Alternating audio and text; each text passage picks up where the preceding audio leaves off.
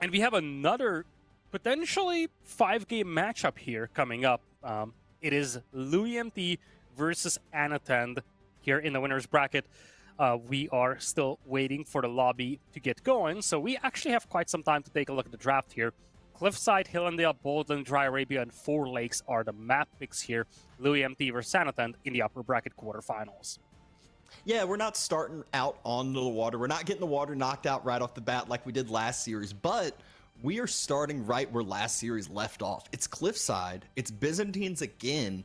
It's not Mongol choice from Louis, although it could have been. He's choosing English, which is a very, very typical civilization pick onto Cliffside. He could choose to be aggressive if you want with that short, movement across, or can do the king into 2TC into Castle Age. There's a lot of different options here for Louis, and this is just going to be a great, great start to series number 2 of the day. And we're looking at two players that are really still on the rising arc. A year and a half ago, you would say, okay, these guys are top 32 level. They're not going to be competing for a top 8, top 16 position in these tournaments. And recently, they stepped up their game, both Anotand and loueMT did.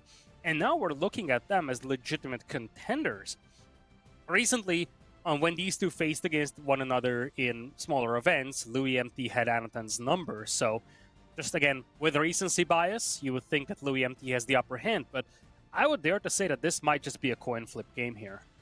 Yeah, this is definitely one, though, that, I remember early on at the start, Anotand, his playstyle used to just be all in. You'd see 50 units surrounding the TC. He's developed, he's grown, he's become that macro as well as aggressive player. He can do the, it depends what civilization he's playing, and he's got a lot of those comfort pick civilizations, but also has the aggressive picks, has French, has JD as well. So we might be seeing quite a few nights out from Anotand based off of his picks and his choices there.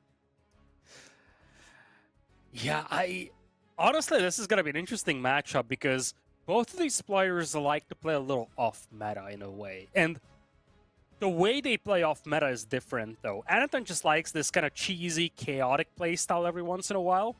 Whereas loueMT still retains some of that team game prowess. He does have a very strong team game background. So his approach to 1v1 games is actually a little different than it is for most players out there. Just as a little highlight, loueMT did have some really good runs in tournaments before. In Elite Classic 2, about a year ago, he was actually 3rd place. He lost to Beast at 3-1. So for Anotand, if he can take out loueMT here, he's going to be in a really good spot. For loueMT, you're starting to get to that level where you're no longer considered the rising player, but you are actually considered a top player. And now, it would be a little disappointing to lose in the opening round of the playoffs. Yeah, I mean, you definitely don't want to lose in the opening round of the playoffs. But again, we just saw Wham lose in the opening round, but moving along to the losers bracket series, we'll still be seeing him later today. He has another chance in it. He can fight his way right back to the top, and the loser of this series can do the exact same thing. But in the meantime, like we said earlier, we had a little bit of time here, so appreciate, big shout out to everyone here showing up week after week, day after day when we're casting these tournaments. So love all the support we get, and if y'all are feeling pretty generous out there, obviously the subs, the support does go a long way to help continue to create tournaments, which if you look at the future of this year's tournaments, there's already some big things announced onto the schedule, a lot of hype things to look forward to other than just the rest of this one. Exactly. We actually have the calendar filled all the way to essentially summer. We have the Elite Classic 3 coming up. We have EGC Masters Summer coming up as well. A lot to look out for. And, the best way to support the channel is just to tell your friends to come along and make sure that you check out the streams, the VODs, of course, on YouTube. If you missed anything, that is a great place to go as well. And make sure you tune back in on other days as well. Tomorrow, it's going to be the same time, the standard 15 GMT start for the winners bracket semifinals and the lower bracket second round. And then next weekend, we are going to see the conclusion of this event going all the way to the grand finals. So all your favorite players still in there. Some big names will be eliminated today, though.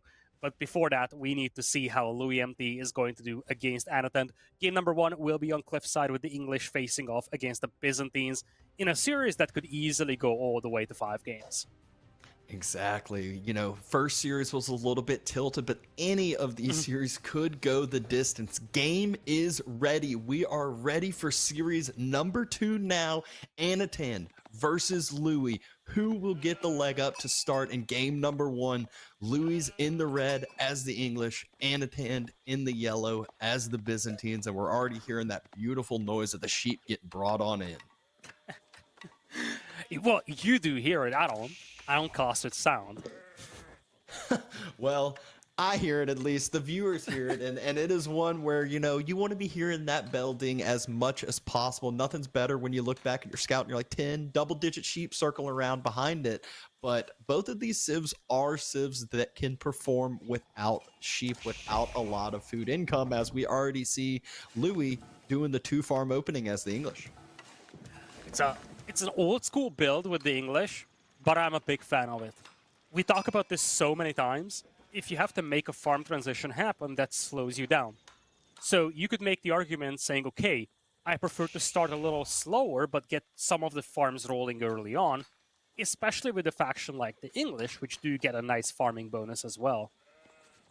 Yeah, exactly. Byzantines, they don't quite have that early olive grove opening like they used to, which it's crazy looking back at how strong that used to be, and they still are super strong with where they've come and been nerfed a few times over. But now, just that cistern opening, just that quicker feudal age, the Grand Winery has a lovely location for Anotand as far as it's behind his base. It's going to be safe and onto the berries and have that extra gap for the olive groves behind it. So a very, behind, whenever you can have an your Grand Winery behind your base, it's like the same thing with the chapel, same thing with any kind of resource landmark that boosts up your economy. You always want it on the safer side. Of course you do. Now, speaking of, stuff being on the safer side, your gold mine is going to be exposed to the front here, so that's something to keep an eye out on if you're Anotand. And loueMT is going to open with the Abbey of the Kings in here, so he is going to have that early pressure potential with the King. It's going to be interesting to see how he follows up, though. I wonder if we're going to see a semi-fast castle approach here. Yeah, a lot of times, usually when the Abbey's going down, you'll already, if it's, the 2TC play, you're already seeing villagers move out onto the stone early on. We haven't seen that movement yet from Louis. He's still onto the gold, which as the English, if you're onto the gold, that either means castle or it means upgrades, because English, they don't really have, a ton of useful for economic upgrade. I feel like the prio economic upgrades for English, you want double broadaxe and wheelbarrow as fast as possible, and those are the main things until you start getting that booming farm eco.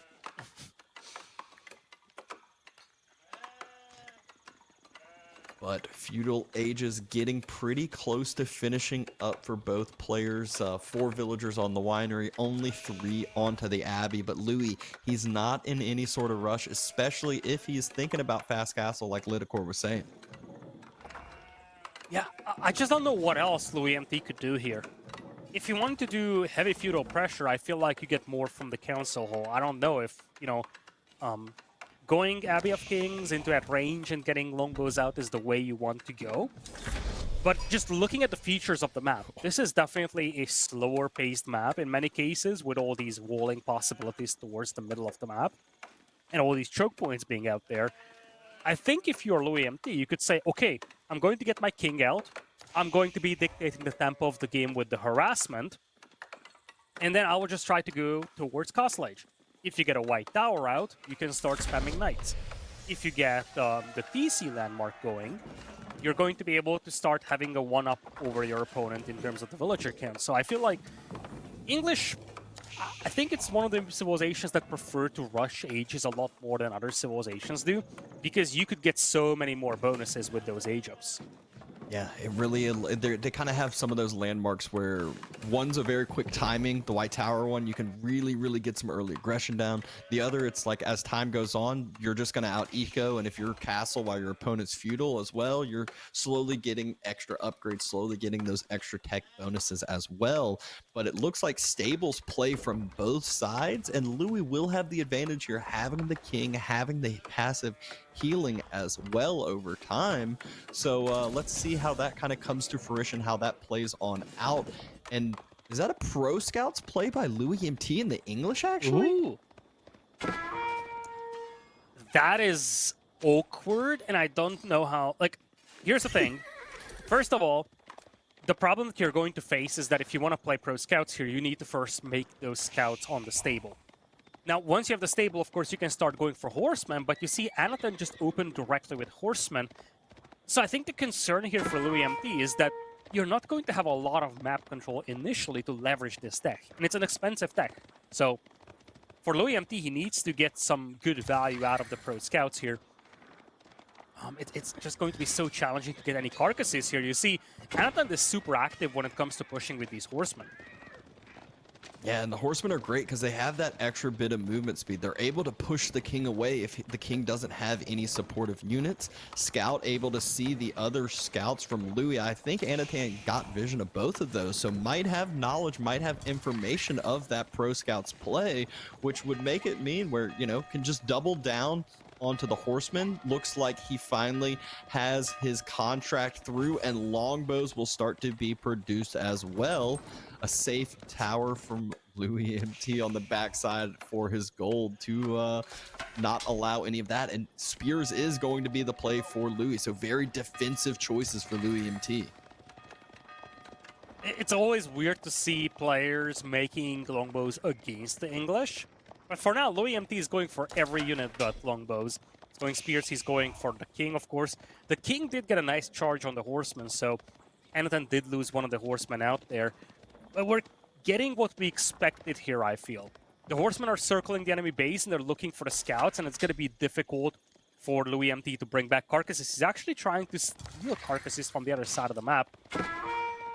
If you're loueMT, or if you're Anotand and you know about this pro scouts build, you actually prioritize killing the scouts, not the king. The king is pretty tanky, horsemen will not do a lot of damage against it, and you can always pull it back to heal back up.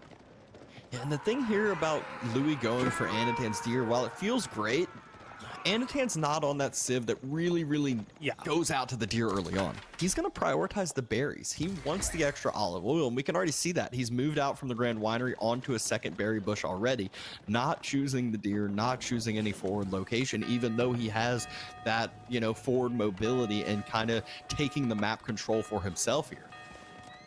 Now, the pro scouts build gets scouted by Anotand. He knows what's up, even if it wasn't sure up until this point. One thing that Louis was doing is splitting his scouts. Some of them went to his own deer packs, some went to the enemy deer packs.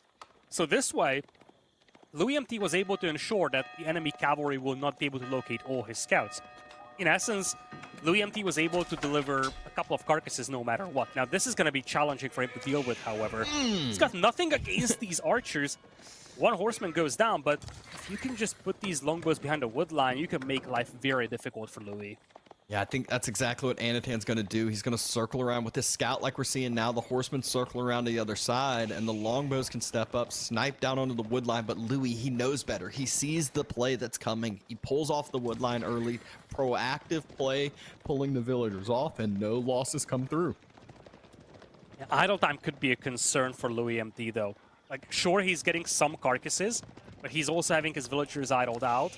Has to make a lot of horsemen and spearmen out there, and you see Anotand is thinking about Castle Age now. He's saying, okay, I've got some troops going, got multiple cisterns going already. And a nice little push with the spearmen, pushing away the horsemen. But the point is, Anotand could go to Castle Age and just say, okay, I'm going to pick up all the relics, and we'll see where we go from there. It looks like he is losing a few units here and there. We just saw a horseman get picked off there, lost another horseman over trying to aggro the gold vein, but able to pick up a scout in return and loses his own scout, though. So units kind of being traded here and there as units are kind of split off into different packs, trying to gather deer, trying to deny the deer, and Eventually, we'll get to where these armies start to group on together, especially as an extra set of olive oil units come through. Anotand's up to 10 longbows now. You say units are being traded, but in practice, Anotand hasn't killed a single unit just yet. He's at 0 destroyed value. He's only been losing units so far. And you gotta credit loueMT. Like, again, he was under a lot of pressure, but he didn't lose any units, not even a scout. And now Anotand is thinking about Castle Age, but so does Louis. Those carcasses he ferried in are now really paying for their price, and it feels like loueMT has survived the worst part here, and now he gets a really good fight. Once again, takes out a horseman. He's just so efficient with these engagements, I feel. Yeah, horsemen have slowly been being lost over the course of time for Anotand, but Byzantines, a civilization that can make up for some unit losses as they're getting extra free units, and Anotand will add on to those extra free units with the Golden Horn Tower. So longbow number about to be up to 15 here in a little bit. Golden Horn Tower, once it is finished up, all those longbows will get such a quick upgrade with the veteran contract coming through from the Merc House. And loueMT opts for the King's Palace, and a very far out King's Palace next to his gold, next to that outpost that's there already. King's Palace coming up here, and this is where Anotand is going to have to start making a move. He will not necessarily have the relic lead because the cost stage times are essentially identical. And loueMT is going to start having, or start building that villager advantage with that King's Palace. I wonder how Anotand is going to play this. For now, he has a massive longbow lead, but that's something that loueMT could actually make up for. For now, it looks like Louis just wants to go heavily into knights. Triple stables up. Yeah, he's got the eco to do it. He's got his gold protected. He's got the food income from all the deer you were talking about being ferried in over the last, bit in the feudal age. And so all of that just plays perfectly into knights, and more knights. Anotand trying to deny a few more deer from being brought in, moving forward with his army mass, but the villagers onto the berries. Louis is still roaming with his king, still roaming with those horsemen. Anotand pulls back. Villagers, Akratoy defense had been utilized, starting to A-move, starting to attack some of those horsemen. But there are villagers still out and about that are very vulnerable. One definitely will be falling. Next 3 trying to run. Where's Anotand's army? Where's something to help defend this up? Help shore this on up. Another villager should be falling as well. Another one fall. 3 villagers go down. Trades for some horsemen on the other side, but he's also losing some horsemen trying to burn down a house.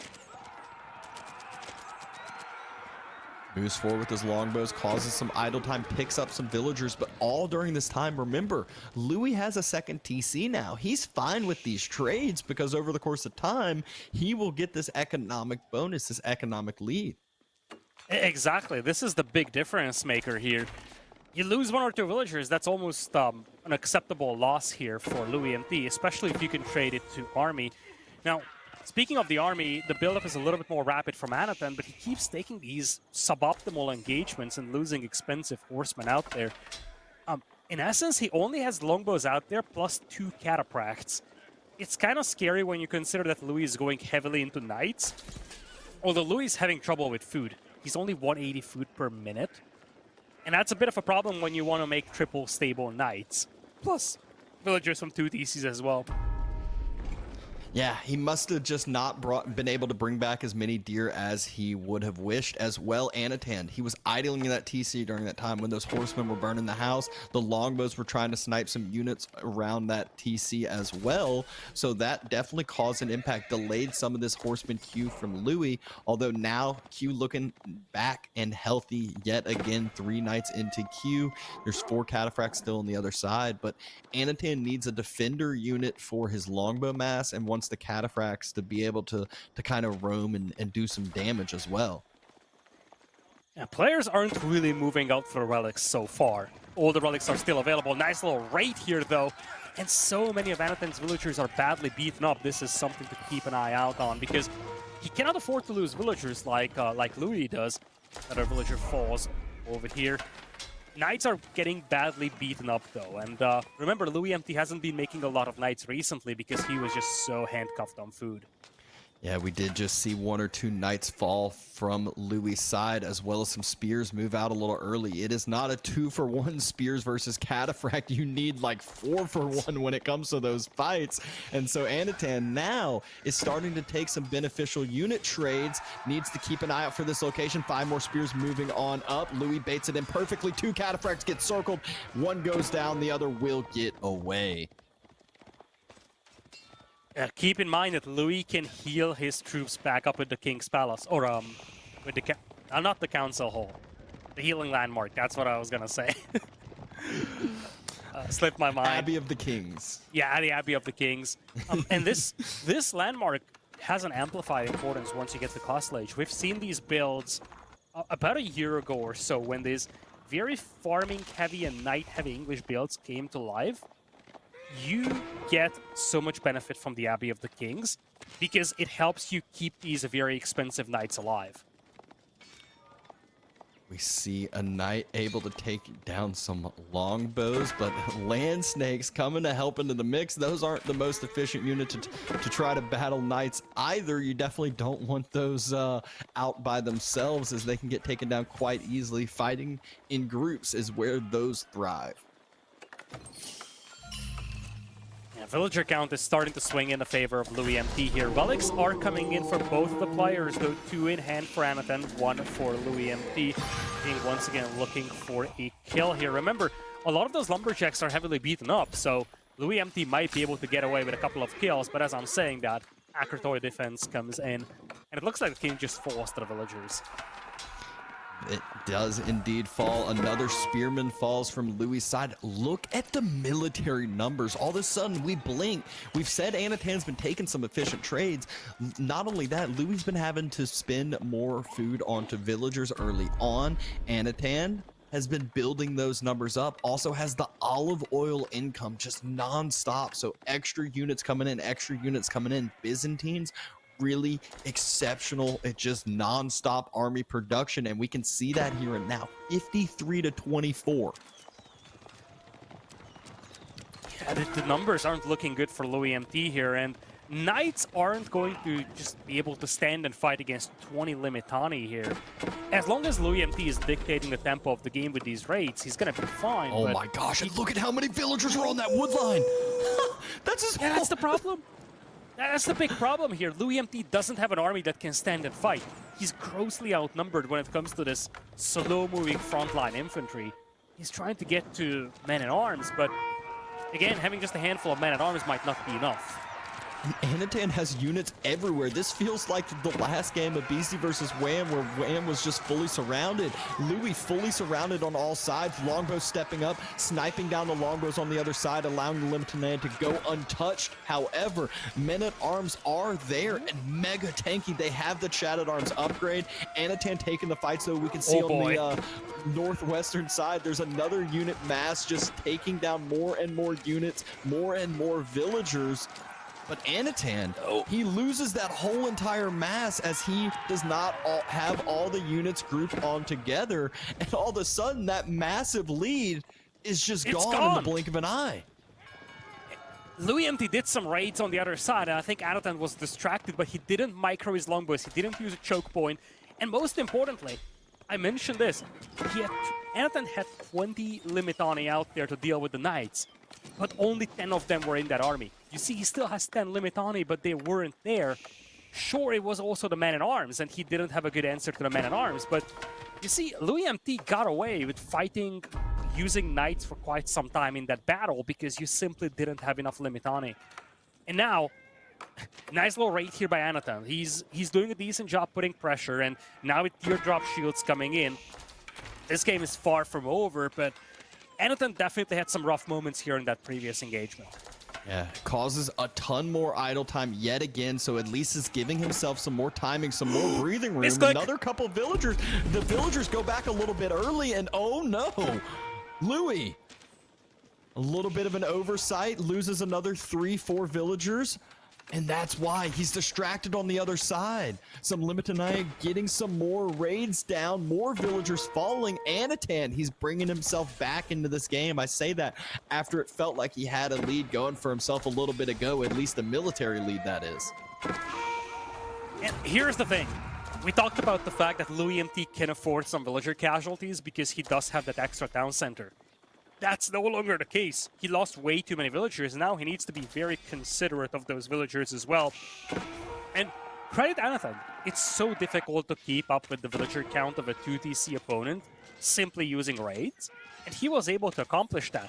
Now he's got some Varangians coming along. He's still very heavily leaning towards the use of longbows though. And that's going to be a bit of a problem when he faces all those man-at-arms from Louis.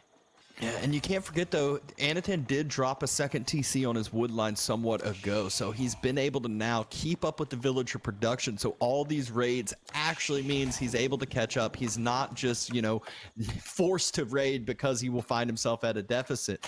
Able to start moving out to the mid-map. Look at where all the golds are. This is the thing about Cliffside. Yeah, your first gold's somewhat safe. You usually have a second gold you can grab, which isn't that safe, as we're seeing Anotand raid it with longbows again and again. But all the rest of the golds are in the mid-map, so if you lose control, you don't have relics, you don't have sacred sites, gold is not your friend. And this is such a weird map in a way, because when you look at how the map looks like, you have these narrow choke points in the middle, and you would just say, okay, I can wall this off, this is a slower-paced map, but it takes so much effort to wall these off, and you see the players still have open bases in practice. This group of longbows will likely get cleaned up here, but they do force quite some idle time. And again, the villagers go back early. And Anotand, knowing that he was going to lose these longbows anyways, he would just focus the villagers, and he gets 2 more kills.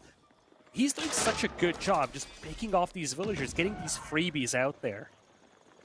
Yep. Men-at-Arms swap from Louis does look very strong right now. Anotand, instead of going into crossbows, is just going to swap into his own Men-at-Arms alternative with the Varangian guards. Yeah, not a lot of armor-piercing power from either side here. And that's a lot of Men-at-Arms from Louis. Louis is going super heavy on Men-at-Arms now. Varangians are fine, but you would love to see some more armor-piercing power if you're Anotand. At the same time, basically both players are done using mobile units. Just 1 knight from loueMT, 1 cataphract from Anotand.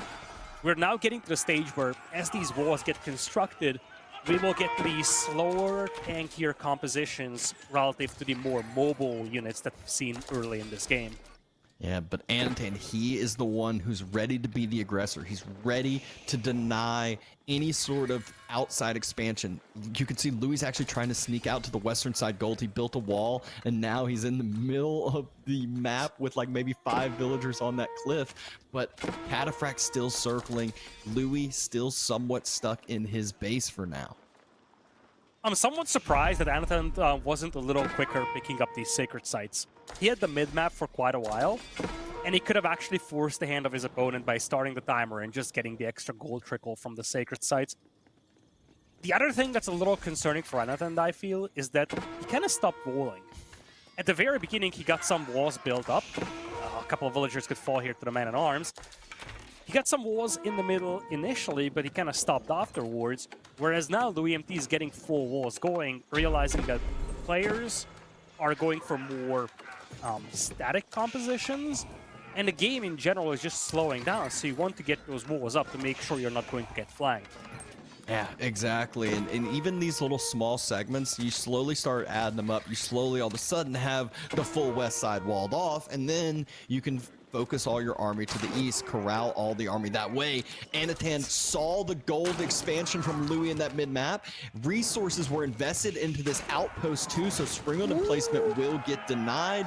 Villagers don't fall, but gold does. Louis looked like he is trying to start maybe saving up for Imperial Age, as he's got 1,000 gold in the bank, almost 1,000 food in the bank. And Anotand, in the meantime, still continuing to push forward, still continuing to press and keep up that aggression. This could be dicey for Louis. He only has 12 crossbows, and he's facing 30 or so Varangians and a bunch of longbows. This could be a bad timing for him. I agree. I think he wanted to go Imperial. He has enough stone for a keep.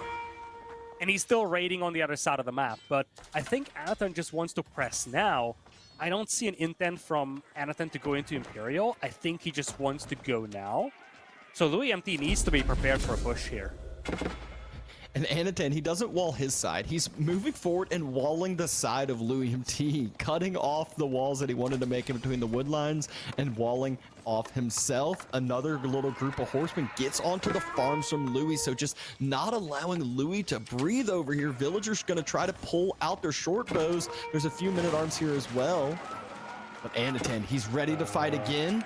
Army splits though into a few different locations. He does have the wall to run back through and in between. These horsemen are so annoying out here. It's only 4 horsemen by Anotand. You would think they won't do a lot of damage, but they're really good just to create some distractions. A lot of idle time being forced. Villagers also fall to this. And again, loueMT, he tried to wall as best as he could, but some of the horsemen still slip in, and they are able to pick off villagers left and right. Villager count is still neck and neck, and now it looks like loueMT is doubling down on this costage play. He's apparently afraid of a push here. It's now Anotand who's thinking about Imperial here. Yeah, it's funny how the tables turn over here, and Anotand has that army mass. His Q has stopped. It's just the olive oil that he's using, which is such a nice thing for Byzantines. You can cut your unit production, but you're really not cutting your unit production because olive oil has to go somewhere. So you're making a few units here and there, still keeping up that number 93 to 73, and Imperial Age is about to be dropped here for Anotand. From there, a couple Imperial Age upgrades, and it's time to press forward. He's got 44 longbows. He's got 30 Varangians. That is going to be such a hard mass to clear, especially with Imperial upgrades. Yeah, that's the big problem here for loueMT. He's actually getting a lot of upgrades just now. I'm just now realizing veteran spearman, veteran horseman for loueMT. I mean, if he wants to make a tech switch, sure, but I think it's a bit of a waste right now. He doesn't have any horsemen out here, for instance. He doesn't have any spearmen out here. And while he's spending his resources doing these, he's slowing down his own imp timing, whereas Anotand is just going straight into Imperial.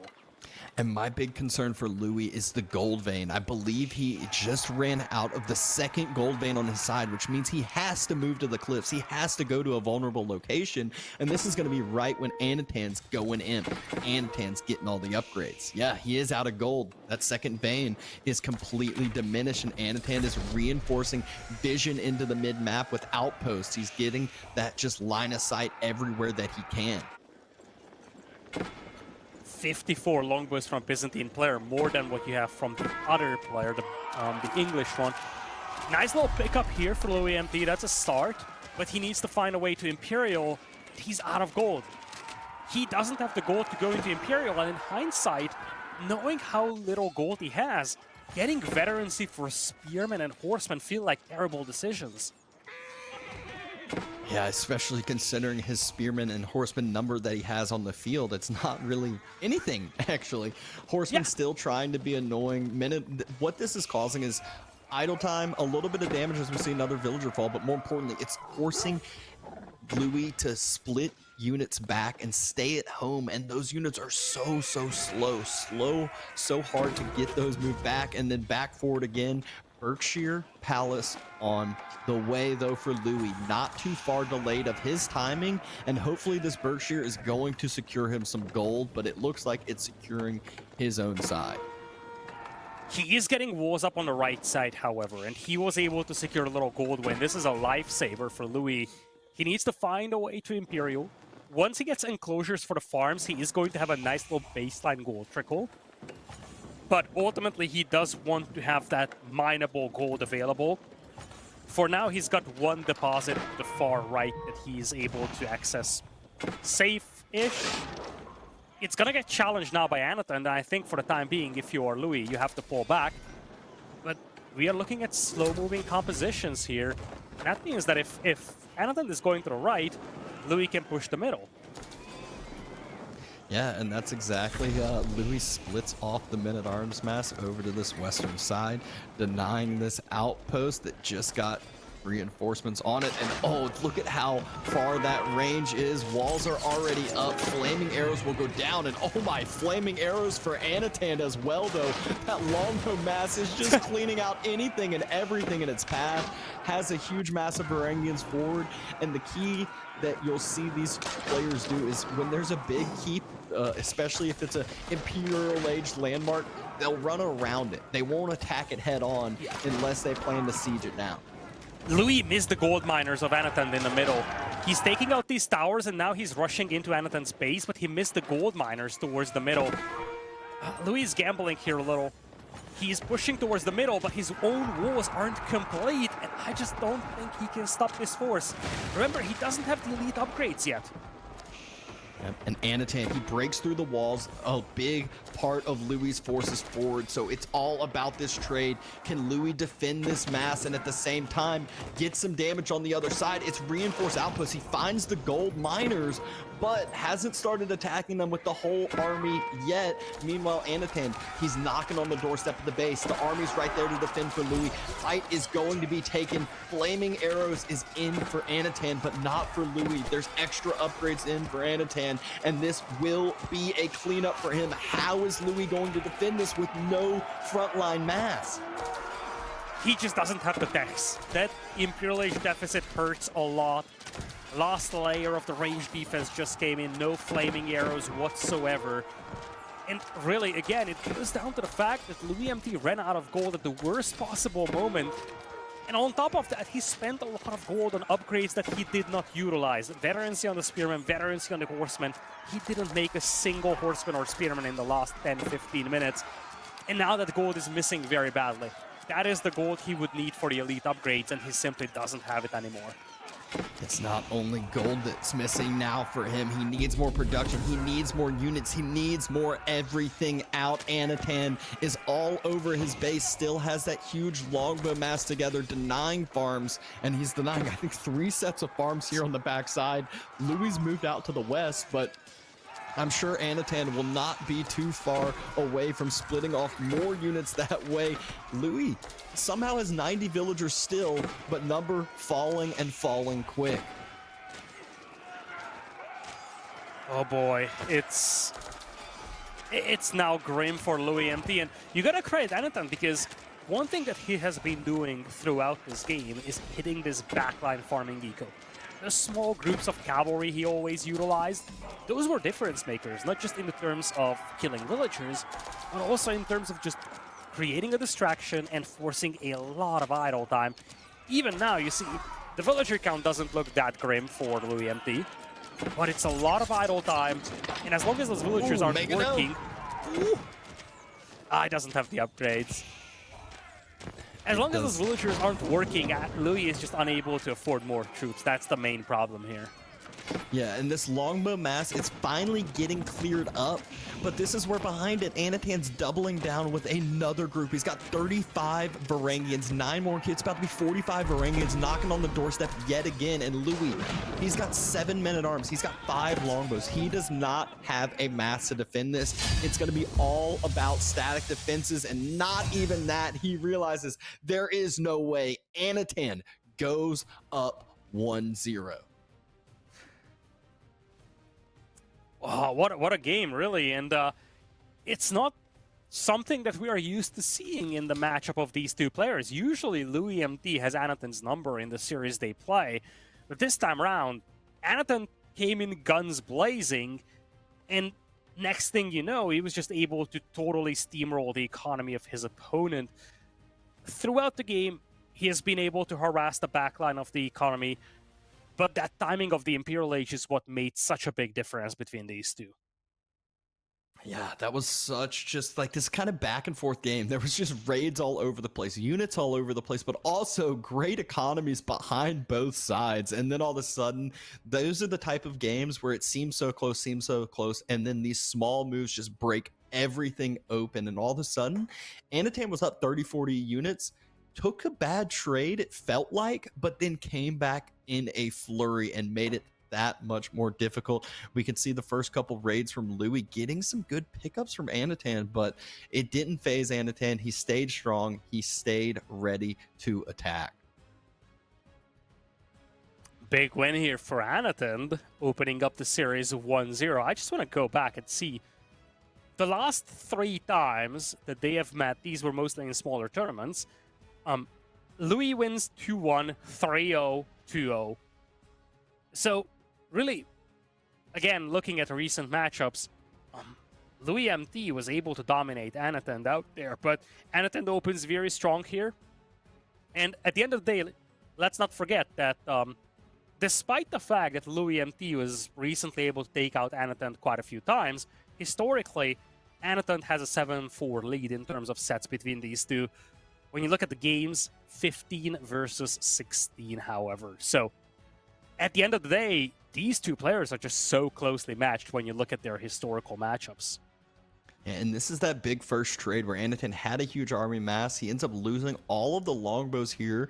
As the fight ends up, you can see the numbers at the top. Louis up 14 villagers. Military numbers are even, and the numbers don't tell the full story because he had 7-8 knights. There was only 1 cataphract out at this point. But these 5 longbows, they might have been just the timing MVP. They killed 4 or 5 villagers, maybe 6 villagers, caused a lot of idle time, and this was right when it was the most important.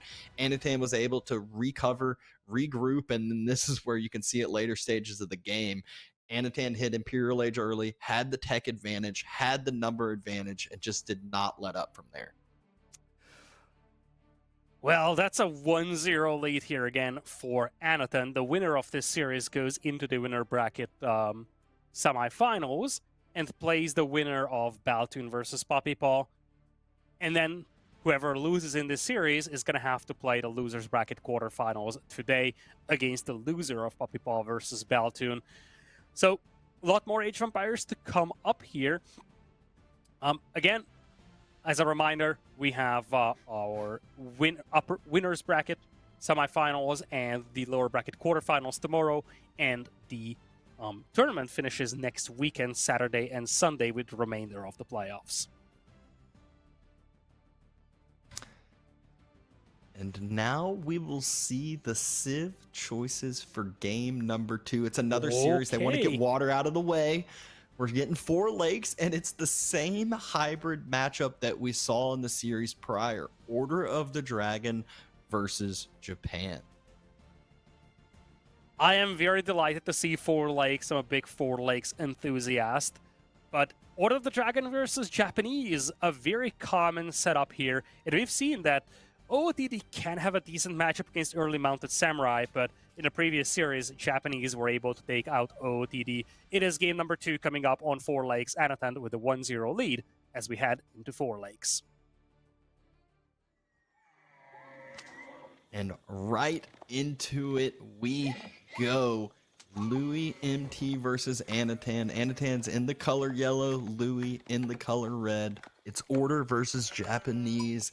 And let's see what 4 lakes has in store for us today. Boy, oh boy. This is an interesting matchup here.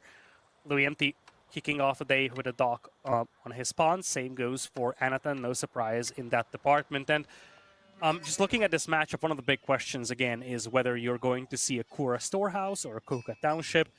I feel like on this map in particular, I think you do want to leverage the Shinobi if you're loueMT. Just being able to create that chaos and stall out the ship production of your opponent on their docks, it is just such a big advantage when it comes to seizing control over these spawns. Yeah, exactly. And I feel like this is one of those maps where all of a sudden it's like you're always concerned about the docks on your pawns, whether it's or docking your opponent's pawn. You're always, will you sneak out a villager? There's so much stealth force. Will you get the vision and knowledge of seeing your opponent, you know, have their villager move on out? That is such a just game changer when it comes to these games. Nothing is worse when all of a sudden you look down at your pond and you see your opponent's ship color all of a sudden moving on over, and you're like, oh no, now it's just too late.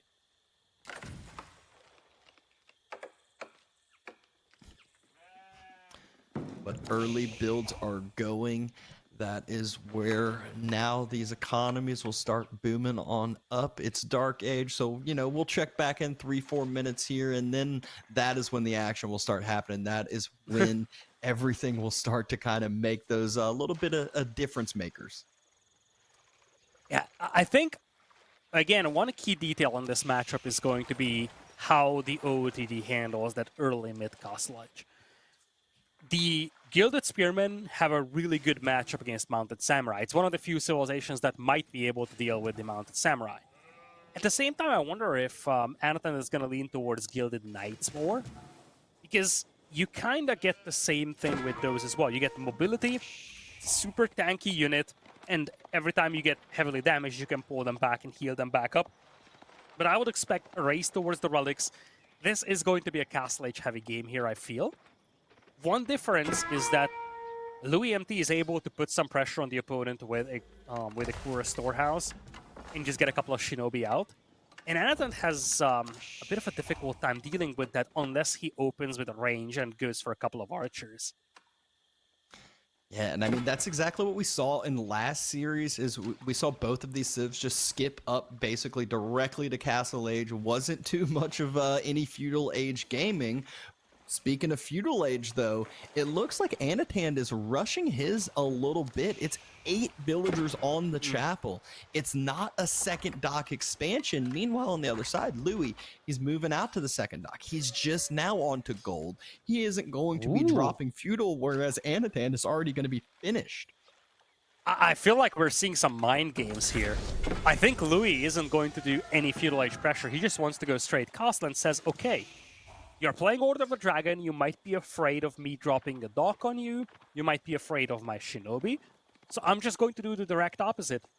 I'll just ignore Feudal Age pressure pretty much, focus on securing 2 pawns, and just rush straight towards Castle Age. Yeah, and you can see how much of an eco difference this starts to turn out to be. He's still going with the Coca Township. It's just not in too big of a rush. He's slowly building an outpost onto his gold as well.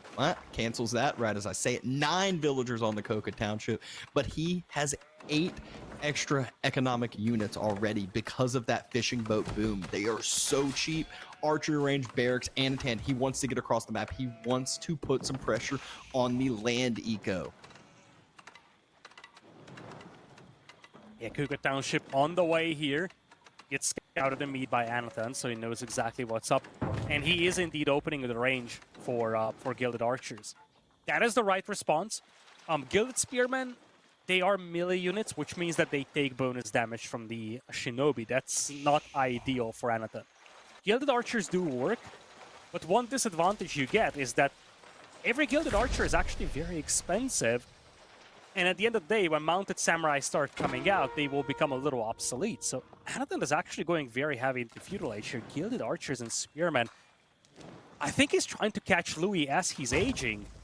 He's realizing that, okay, Louis is going to be delayed going into Castle Age here, and he has an opportunity to just push this gold mine. Yeah, and this is one where, you know, Castle Age finishes, yeah, Shinobi can start being queued up, Shinobi can start moving on out, but as far as a combat unit, those Order of the Dragon archers will shred Shinobi as long as they get vision of them. So Anotand wants to just go ahead, go for this gold denial early on, and then let's see what else he has to follow it up. Looks like Men-at-Arms is the next choice, next option for him.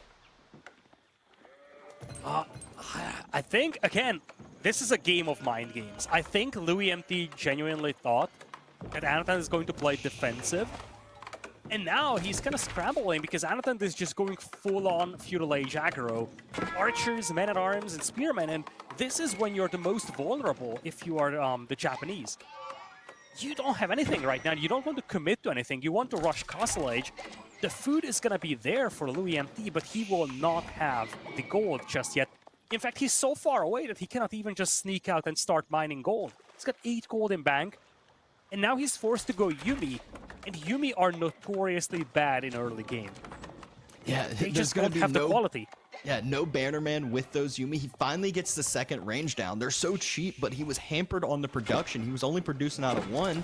Now the archers circle back around, trying to take some efficient trades again against those Yumi. Scout's still there, and the Men-at-Arms arrives, and this is going to be the struggle for Louis. How does he deal with this Men-at-Arms? 1 villager falls. Not enough to make up for the fishing, but it will be a start. If you are Anotand, I think you pull a villager and tower this. You have an opportunity to do insane damage, and a tower would be next to impossible for Louis to clean up. Looks like he is going to commit, and again, look at how useless those Yumi are against the men-at-arms. Villagers have to be pulled away from the wood line as well, and now loueMT's eco is just kind of falling apart. At least he's taking out this dock from Anotand, but I don't think this game is going to come down to that dock over here. Remember, loueMT is pushed away from gold, and he doesn't have a lot of wood in the bank either, which does mean that if he needs to fight on water, things will get troublesome for him. Anotand is sneaking a dock on his initial pond. Men-at-Arms, he says, I'll just tank up those Yumi. They don't do enough damage. I'm going to do as much as possible to these villagers. Almost takes down 2 villagers. That Men-at-Arm will lose his life for this. Anotand sneaking up that dock. That has to be the difference maker here for Anotand. He gets the dock up. He can start producing military ships, and Louis can't defend that because of the pressure that's happening on land. He's already, he's grabbing all the stragglers as possible. He had to move to that backside wood line. If Anotand's able to sneak out at all, get a village or get a military unit or 2 that way, it could be detrimental. Dock does go up just in time, right as the galley comes out. Yeah, loueMT is being pressured very heavily here, and he's forced to invest into so many Yumi, and this is just not the thing that you want to do if you're the Japanese. I'm not saying that Anotand is maxing out efficiency, but if he can hit this wood line, this could be massive. loueMT spots those units coming in. A lot of the villagers are badly beaten up, though, here.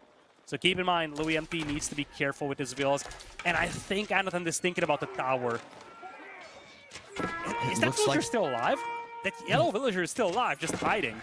The villager's still alive. Louis doing a great job focusing the archers down, just leaving the men-at-arms to be that tank front line. Don't get baited into attacking there. Cleans up the whole entire archer mass. The men-at-arms still going to be there, but now it's just those 2 units to do the damage. Villagers still being idled, though. And again, Yumi are just so useless against these men-at-arms. Sure, you clean up the archers, it's nice, but again, if you're being idled out, it's not gonna matter. I feel like Anotand maybe might have tried to bite a little bit more than he can chew, because he went for the dog, but he isn't able to afford a ship right now, and he actually slowed down his own production. He's building a second dock. That villager's alive in the corner still. He's building another dock on there. He's doubling down on this, so where he will fully take this pond now. He kind of needs to. Remember, he's down by 10 eco. Sure, his villagers are gilded villagers, so that's something to keep in mind. If you're Anotand, I would love to see horsemen here. I think that would be just such a good switch up, and now loueMT is moving out. It's only 2 men-at-arms, but again, the Yumi are virtually useless against all these men-at-arms, and I don't think you want to throw these archers away if you're Louis. And throwing them away is exactly what he's doing. Yeah, he's stopping to kite and kill the archers on the other side, but there's still men-at-arms in his base, and look at these. The whole entire villager economy is being idled that's on the wood line. He can't make more Yumi. He can't make more boats. He can't counteract some of the plays from Anotand. He's got 800 food in the bank, but no wood, no gold right now. Again, I feel like Anotand would benefit so much from a tower. Because the problem is that he cannot be everywhere with his men-at-arms. If he was able to get a tower up on one of these wood lines, that would be just so valuable. Again, I'm a little puzzled about the double dock play. I think he could have just used the initial dock to get the Hulk out. Remember, if loueMT is able to stabilize and get access to gold, Anotand is going to be in big trouble here. So this is looking dicey for Louis. But Anotand hasn't inflicted a terrific amount of damage in terms of killing villagers. It was a lot of idle time. Louis still has food. Louis still has all those fishing boats totally untouched throughout this game.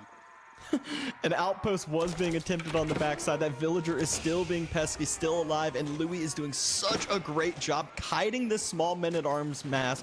Formation reshuffling, but finally the sprinkled ship comes out, starting to take down the galley on the water. Louis is too distracted kiting these men-at-arms to look at that at all. A few of the archers split off from Anotand as well, so probably going to hit the wood line soon, and water should start being denied. So will Anotand have this? He's actually now says, all right, I don't care about these men-at-arms. The whole idea is to equalize the eco, and that is what his attempt is. Another dock goes down on the other pond. Anotand's trying to be everywhere, but resources are running thin. He has to choose certain places to actually aggress. Oh no, that gold can be denied from the dock. Yeah, I was going to say that. You can actually deny this gold mine. Demo, Where is the don't do Hawk it. at? It's trying to clean up fishing boats, but this is so dangerous for Louis. Remember, a lot of these villagers are super badly damaged. Having said that, loueMT is up to 30 Yumi plus a Bannerman. And one of the problems that you have with these men-at-arms is that they're slow. They cannot catch this army. If you had Horsemen, this would be a slightly different setup here. But now, I don't think that Anotand can fight head-on.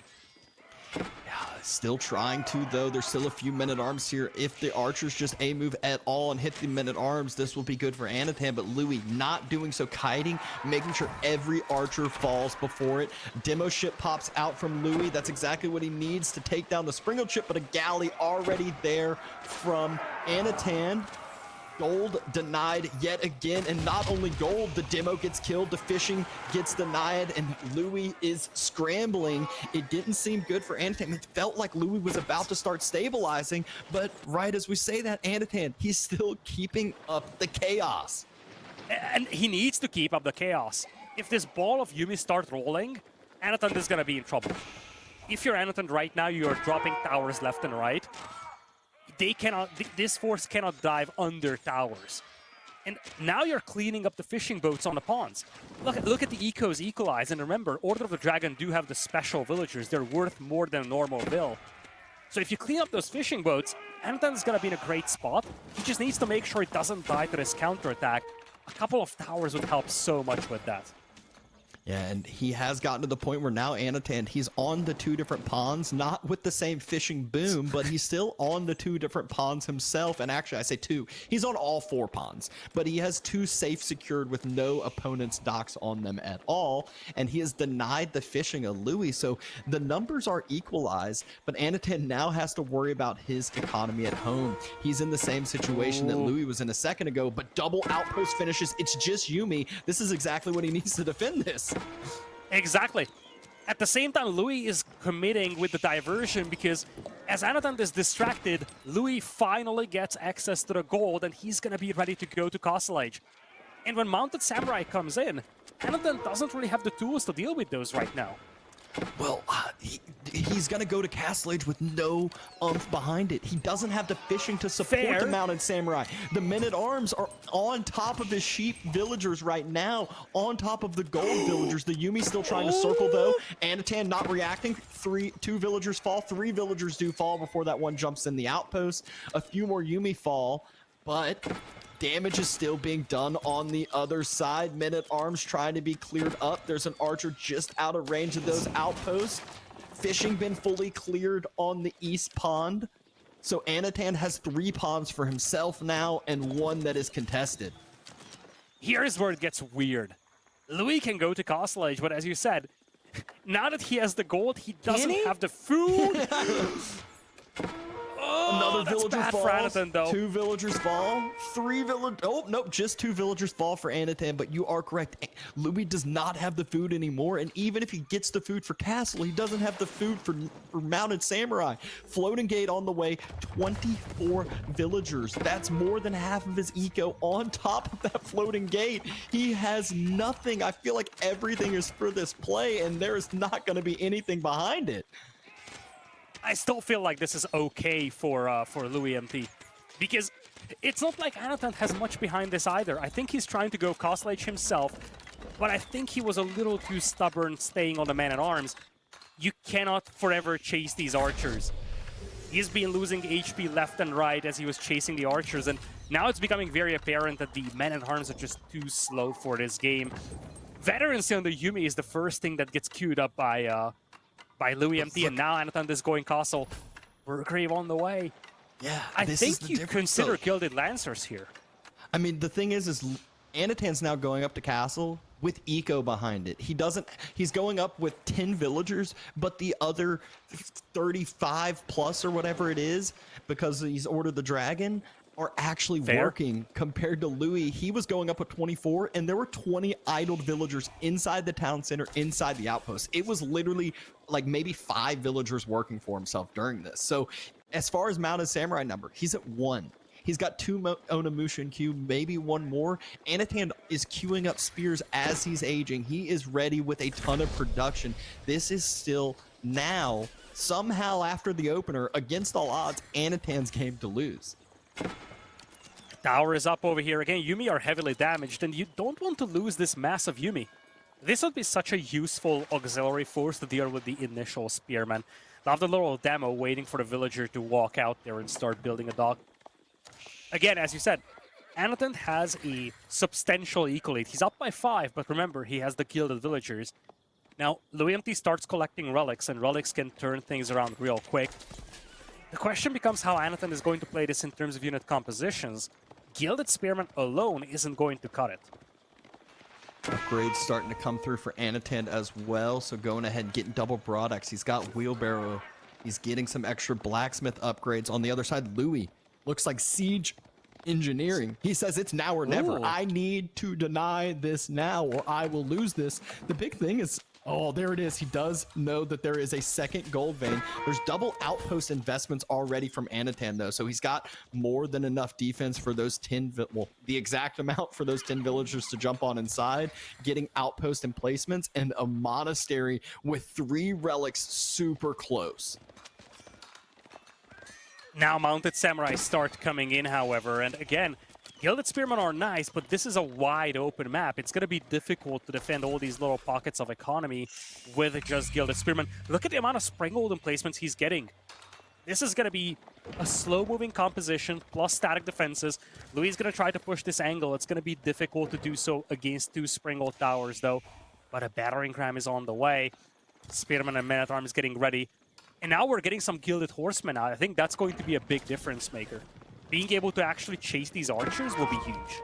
Yeah, and the horsemen trade really well into kind of everything on Louis' side other than the mounted samurai. But the good thing about the mounted samurai is you don't have to fight those head on. The horsemen can always just run if it's a smaller engagement. If it's a bigger engagement, the horsemen circle to the backside. If the mounted samurai focus on the horsemen, spears get to run rampant, do whatever they please. Louis, though, he says the time is now. Spears running forward for Anotand. Springald emplacements on both outposts, just firing along onto Louis' army. Villagers jump out, burn down the ram, and throw a couple torches. But Louis' army, it's too small to take this engagement with double Springald outposts, I feel like. And it's just getting peppered down. We have seen why Gilded Spearmen are absolutely insane. It took 2 seconds for those spearmen to obliterate all the mounted samurai to the front. And we talked about this. Without the mounted samurai, this is a very fragile force.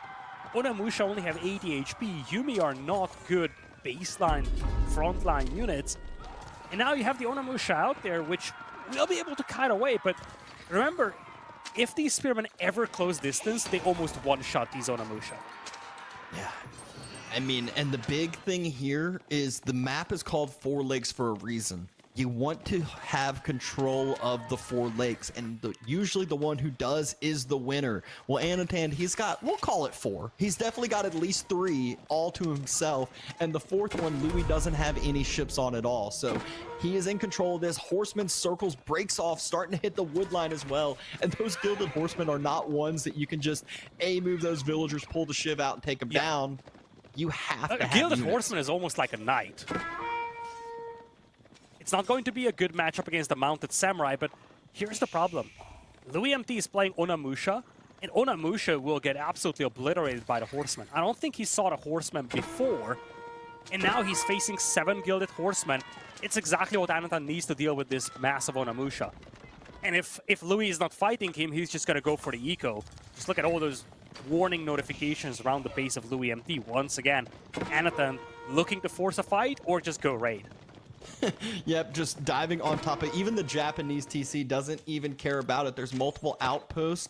Louis has to get gold from somewhere, so moves out to the 8K that's closer to Anotand's base than his. I think Anotand gets vision of this because the sacred site probably shows him the outposts. And all of the horsemen are here before outpost upgrades, and there's more villagers here than outpost spots. This is it. This is over. Oh man, and the Onimusha aren't in position either. Even if you save most of these villagers, they will be so heavily damaged, and next time these horsemen come around, it's going to get worse and worse. Anotand is doing such a marvelous job, not just in this game, but throughout this series, in terms of being able to hit these exposed pockets of resources. He's been doing that in game number 1, now he's doing it in game number 2 as well, and now he's in firm control over this series. And I love it. He runs back to his sprinkled ship for defense, but also he's running towards the wood line. And Louis, he didn't gather the full picture. He didn't realize what was going on. Loses a few more villagers, heads that way with his army again, and has to reinforce that gold location with another outpost. Meanwhile, Anotand, he's reinforcing his docks with more fishing boats. Now he's got a gigantic eco lead. I think that's the that's the best thing I can say for loueMT here. His opponent has a gigantic eco lead. A couple of horsemen will go down. I honestly think, do you consider Gilded Knights here, or do you just double down on horsemen?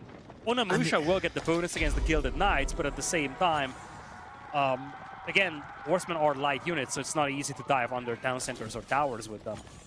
Yeah, and I mean, it looks like Anotand's doubling down on the horsemen, but choosing to drop triple ram because he saw how much investment was going into this gold location. That also means you know how important gold is to your opponent. If you deny gold, especially for a civ such as Japanese, you will win this game, and that is what Anotand plans to do.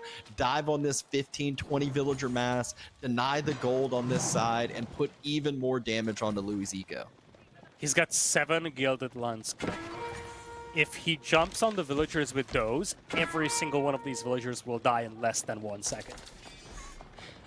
Louis, though, Gilded Landsknecht just obliterate everything in melee. And the Rams arrive. Some villagers already deciding to run on away. It shouldn't just be some. They all should run on away. There is no defending this location, but it is now or never for Louis. He's taking the fight. He knows it. He has to try to defend this, or it is going down 0-2 to Anotand on the series. He will have 1 game left to try to come back on in it. The Rams having some weird pathing, some villagers running back to the gold vein. Anotand actually not as an efficient of a fight as you would expect, but the front line's about to be cleared up. The horsemen never diving on the Onamusha, and they're just getting to fire and run rampant for free. Yeah, this wasn't a good fight for Anotand here. His Landsknecht that did obliterate the Onabugeisha, but numbers just prevailed in this fight. And again, the horsemen weren't able to hit that backline out here. Remember, this is a cleanup here for loueMT, but he needs to get some eco damage done in return, because otherwise, he's still so much behind in economy. I don't know if there's a second layer behind this for loueMT. There is definitely a second layer behind this for Anotand.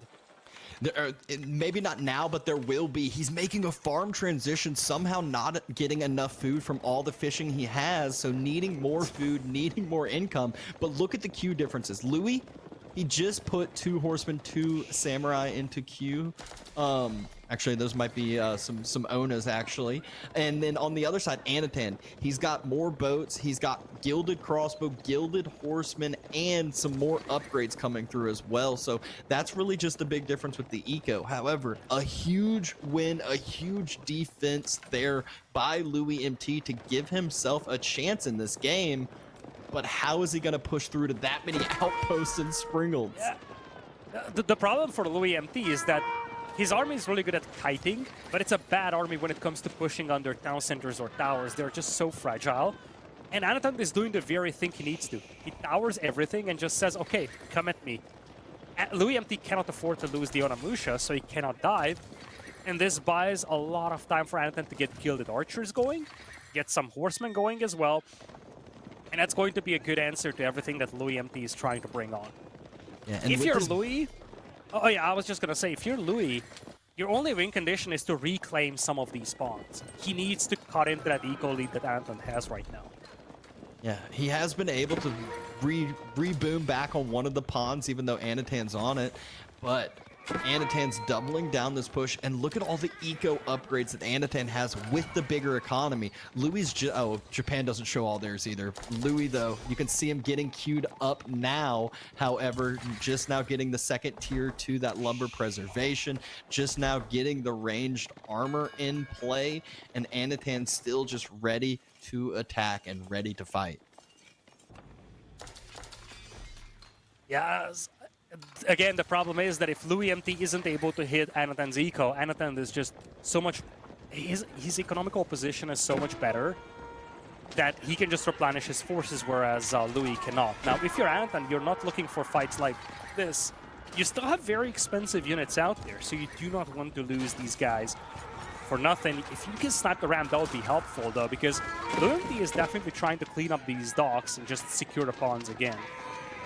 Horsemen are able to snipe the ram on the run by. Galley trying to shoot some of those Onos, but at the same time, the fishing on the other side for Louis gets surprised on by another galley, and 3, 4, 5 fishing boats go down. They might all be going down. There's not enough room inside the dock, only enough room for 3, and villagers on the berries also getting attacked. Everywhere we look, it's Louis getting attacked, and Anotand just chilling. He is on the attack. I honestly feel like the difference in this game is the ability or the inability to hit the opponent's eco. 40 eco kills versus just 8 here. Throughout this game, Anotand has been really active hitting the opponent's eco, and Louis is just not able to break into the enemy base. Anotand has done a really good job getting those towers going and just making it very uncomfortable for Louis to ever push into the base and try to kill eco. And those horsemen, Anotand, he's found success after success after success with these smaller horseman raids, and he's just going to keep doing it. But look at what he is finally deciding to do. Looks like some more reinforcements into the outpost. 2,500 gold in the bank. I'm pretty sure we're going to see a Swabia coming down soon. I think so as well. It's actually crazy to think that Anotand has all these spawns, and he is still short on food. But he is fortifying all the towers now. One difference is that now loueMT is getting some melee troops going. He's got 18 horsemen, 36 on a Bugeisha, and now going into Imperial here might actually be a little risky. Those Onamusha cannot push on their towers, but this is a substantial melee comp. It's at the very least enough. Oh, it's an Elsbach Palace. Oh, it is an Elsbach. Okay, not the Swabia. Anotand says it's late enough into the game. I just want to defend on up. I want to make sure I have some defense for my massive eco lead that he should know he has at this point in the game. The army is one that he has to respect from the other side from Louis. It's kind of one of those now or never positions. Double relic, though, could be denied, and that would mean it's a 5 relic sweep now from Louis. I think Anotand is in big trouble here. Like, he's gonna go up to Imperial, but his army is just not there. He's got a bunch of spearmen, archers, and a handful of horsemen against a flood of troops, 47 on a Bugeisha. It's 200 population against 200, but the army is just not there for Anotand. And most importantly, he's gonna get denied off of this gold. He lost access to this gold mine. He's going to lose access to the relics, and just look at this flood of troops here. I know that the military bars kind of say that this is even, but I don't think it is. Yeah, Anotand's Imperial Ages come out. The upgrades are coming through. He does not want to take the fights before the upgrade. He does have this defender's advantage. Elsbach, the outpost, things of that sort. But is it enough? Farms are being denied. Louis wants to take this, but there's nothing to take, it seems. There's too many spots for Anotand to hide, too many spots for Anotand to run. This is the problem for Louis. I don't think he can afford to go into Imperial and then get the text. First of all, he's behind quite a bit. And more importantly, 200 population versus 200 population is not a good matchup against the Order of the Dragon.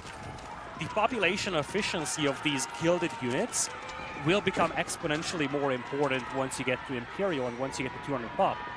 But it looks like Louis wants to fall back and wants to go into Imperial. Means that Anotand is going to be able to get back onto that gold mine. Louis does yoink one of the relics, though. Louis stole the relic from the north, so he's going to be up to 4.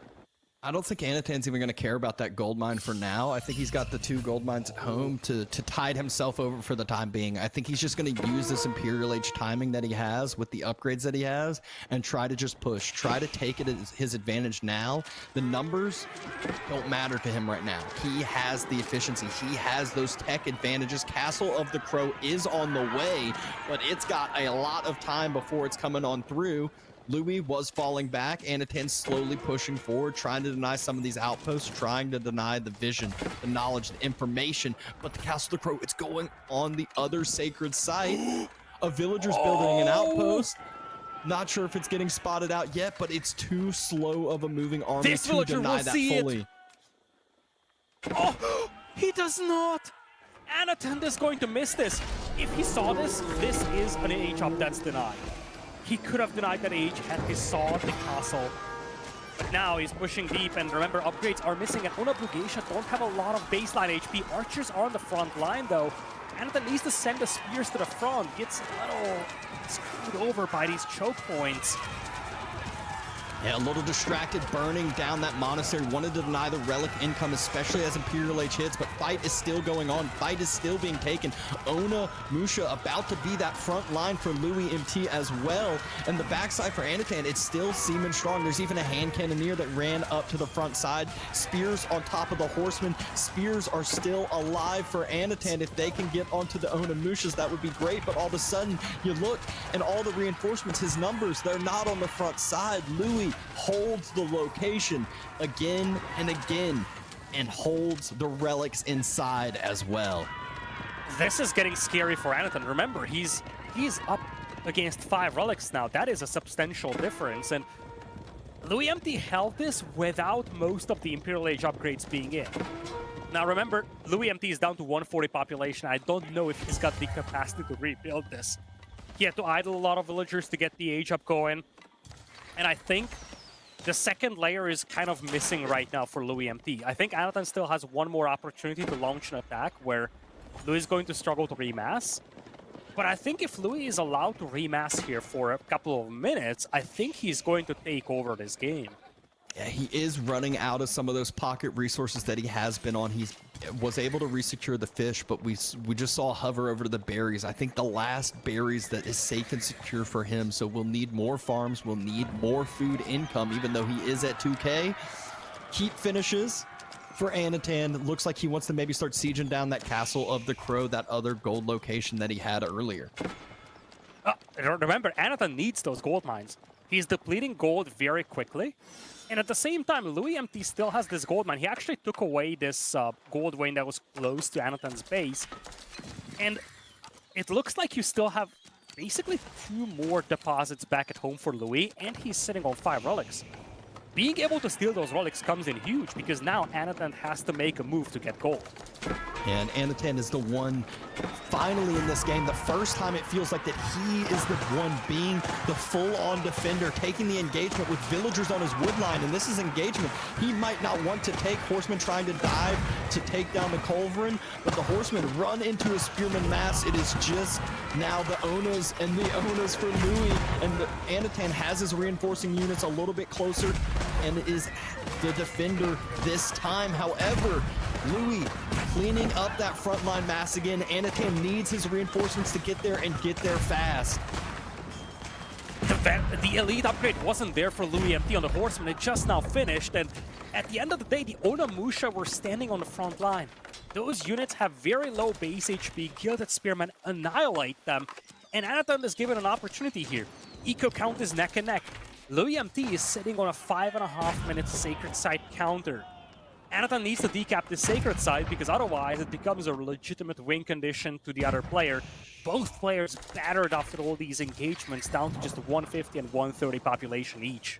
Yeah, eco numbers are back to dead even. Crazy considering how big of a lead Anotand was at a little bit ago. He was up 20, maybe 30 economic units, was up in military units, but Louis taking good fights, taking good engagements, making the smart decisions, able to hold culverin again, trying to be Dova pawn, but Anotand has the units there to defend it, is protecting that on up, taking the engagement on the front side, and the hand cannoneer mass, if it is able to get the gilded hand cannoneer mass able to climb up in numbers, that is an unstoppable push. And when you get down to this low number of unit setups, it's Order of a Dragon all over. The Japanese need their mass here, and this is what I was worried about for loueMT. His eco wasn't spectacular, and it was idled for quite some time. So I was wondering if he has the ability to remass. Anotand is totally out of gold. He's at 147 gold in his base. He doesn't actually see this small gold deposit to the corner of the map. So if Anotand doesn't get something going right now, he's going to be in trouble. But he does manage to decap the sacred site, and he does manage to get access to his gold mine. So for now, he lives to see another day. And at the same time, loueMT needs to regroup, because his population is looking extremely grim. Yeah, he resecures gold right when is the most important, right when it was needed the most. I was about to say, I think the outpost is going to give him vision of the next gold vein. So lucky him, he has another 4K that he found out for himself. But look at the military numbers. It feels like the game just turned completely upside down. Anotand's almost doubling the military count. He has a timing that he can push now, has siege on the field, starting to take down buildings and structures as well. And most importantly, loueMT is being pushed away from these gold mines. He still has some gold back at home, and he does have the 5 relics. But one of the key things to look at when you look at the 5 relics is that it's a nice supplement of gold. But if you're making gold-heavy units non-stop and you keep losing them, it in itself is not enough. So that's something to keep monitoring. For now, Anotand is once again looking to get some eco damage done. And things have calmed down a little. Nice little trap attempt here by loueMT. Unabukeisha don't do a lot of damage against all these horsemen, though. And he's going for another quick wall on the other side. I'm not sure if that'll go down in time and get finished up. Looks like Anotand just turns and takes the fight. You can, I think there's still a hole in there that you could run through, but you know, it is what it is. Takes the fight, actually trying to kill off a villager as well.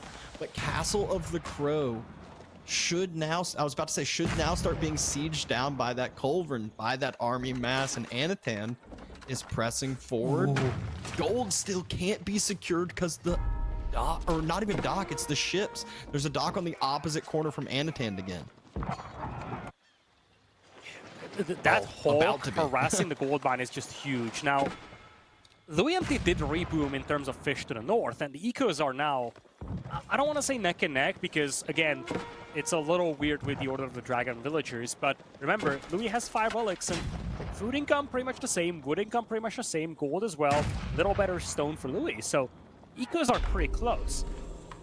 One big difference, though, is that Anotand is already at 200 population, whereas Louis is just at 160, and a lot of his units are fairly fragile. Unabukeisha aren't population effective, because their HP is so low. And Louis moved forward with his army. It looks like the engagement is starting to be taken. Wants to take the engagement. Has a huge hand cannoneer mass in that backside. Anotand, though, he's sniping those down with his gilded archers, trying to have those more efficient trades.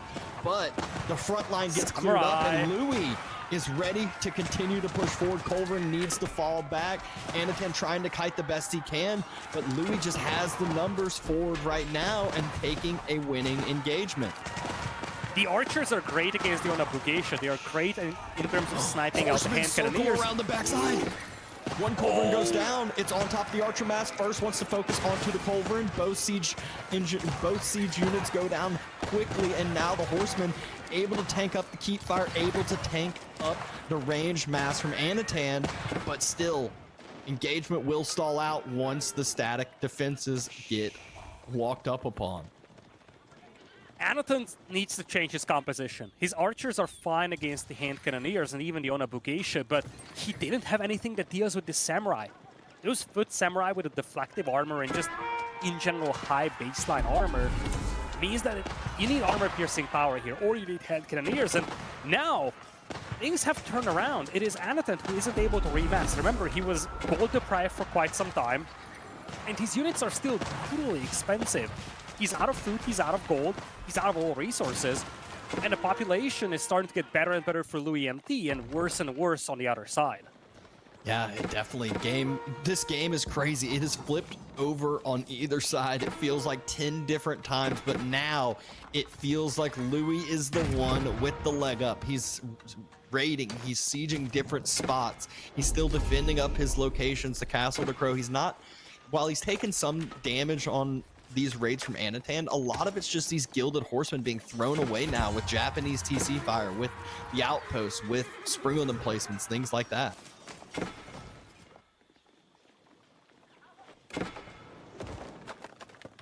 Villagers, a few more fall for Anotand. He has some snuck behind that wood line, but look at the military.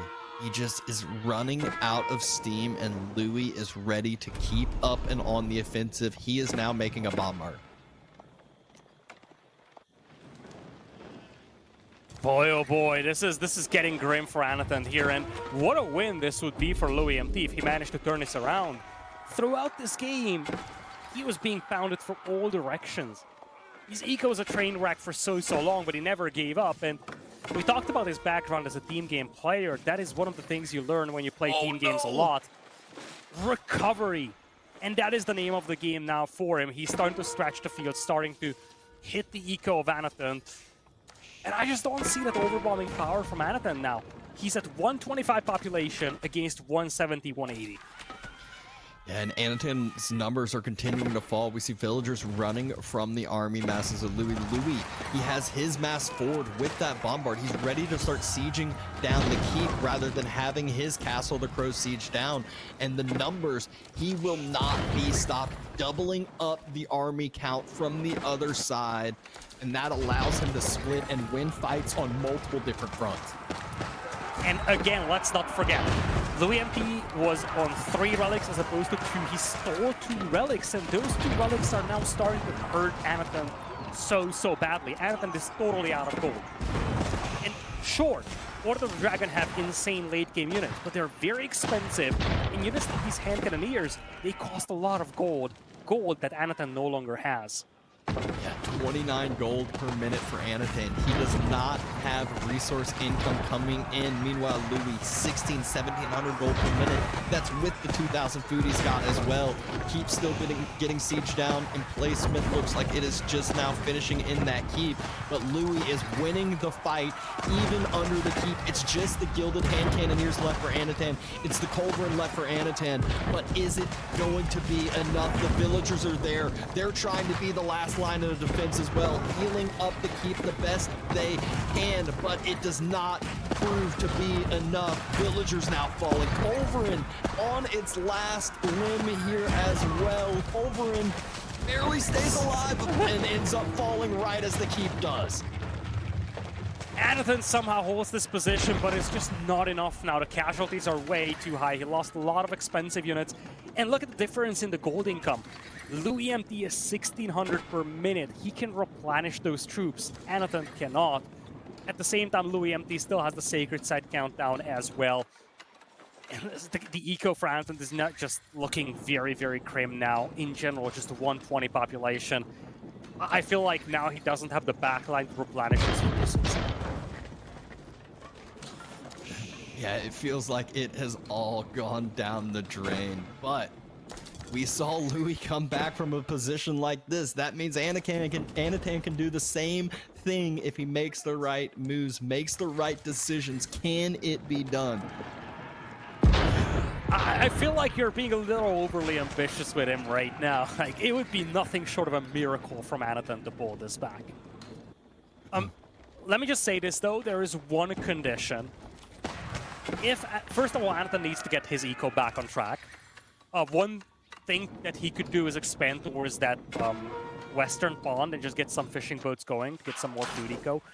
But more importantly, if loueMT runs out of mineable gold, then of course he still has the relics, but his gold income is going to be much smaller.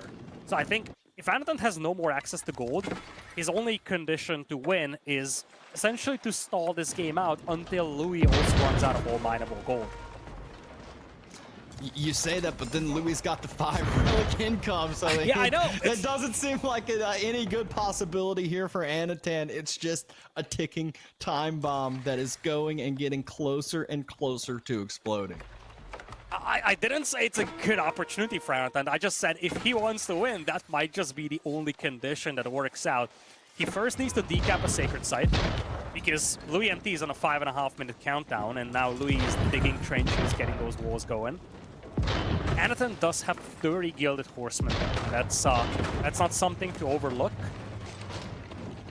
And but Louis says your horsemen are going to be worthless when I build layer after layer of walls, and then I just have my mangonels just shooting over those walls, and then another layer of walls, and then my mangonels, and then we just slowly move up time after time again. I feel like Louis, knowing the whole situation, he doesn't have to do this, but this is the slow, safe move that he has done time and time again. This game was so long that we aged up to the World War I era. Cavalry charges against entrenched gunpowder units. And this is just such a difficult fight for Anotand to take. Mangonel's not able to be touched. There's too many units here from the Japanese side. Mangonel's able to fire upon the hand cannoneers from Anotand. If he loses those, it is definitely even more over than it already is as we're speaking. Louis' numbers still remaining healthy. Ram's trying to be just an annoyance there on the front side. And Anotand, he finally throws in the towel. Louis comes back from an awful position and just storms over to tie up the series. This is gonna be a story of morale here going into game number 3, I feel. Because this must be shattering for Anotand. He has been dictating the tempo of the game throughout, and there were moments in Feudal Age where we just said, this game is over. This game is done.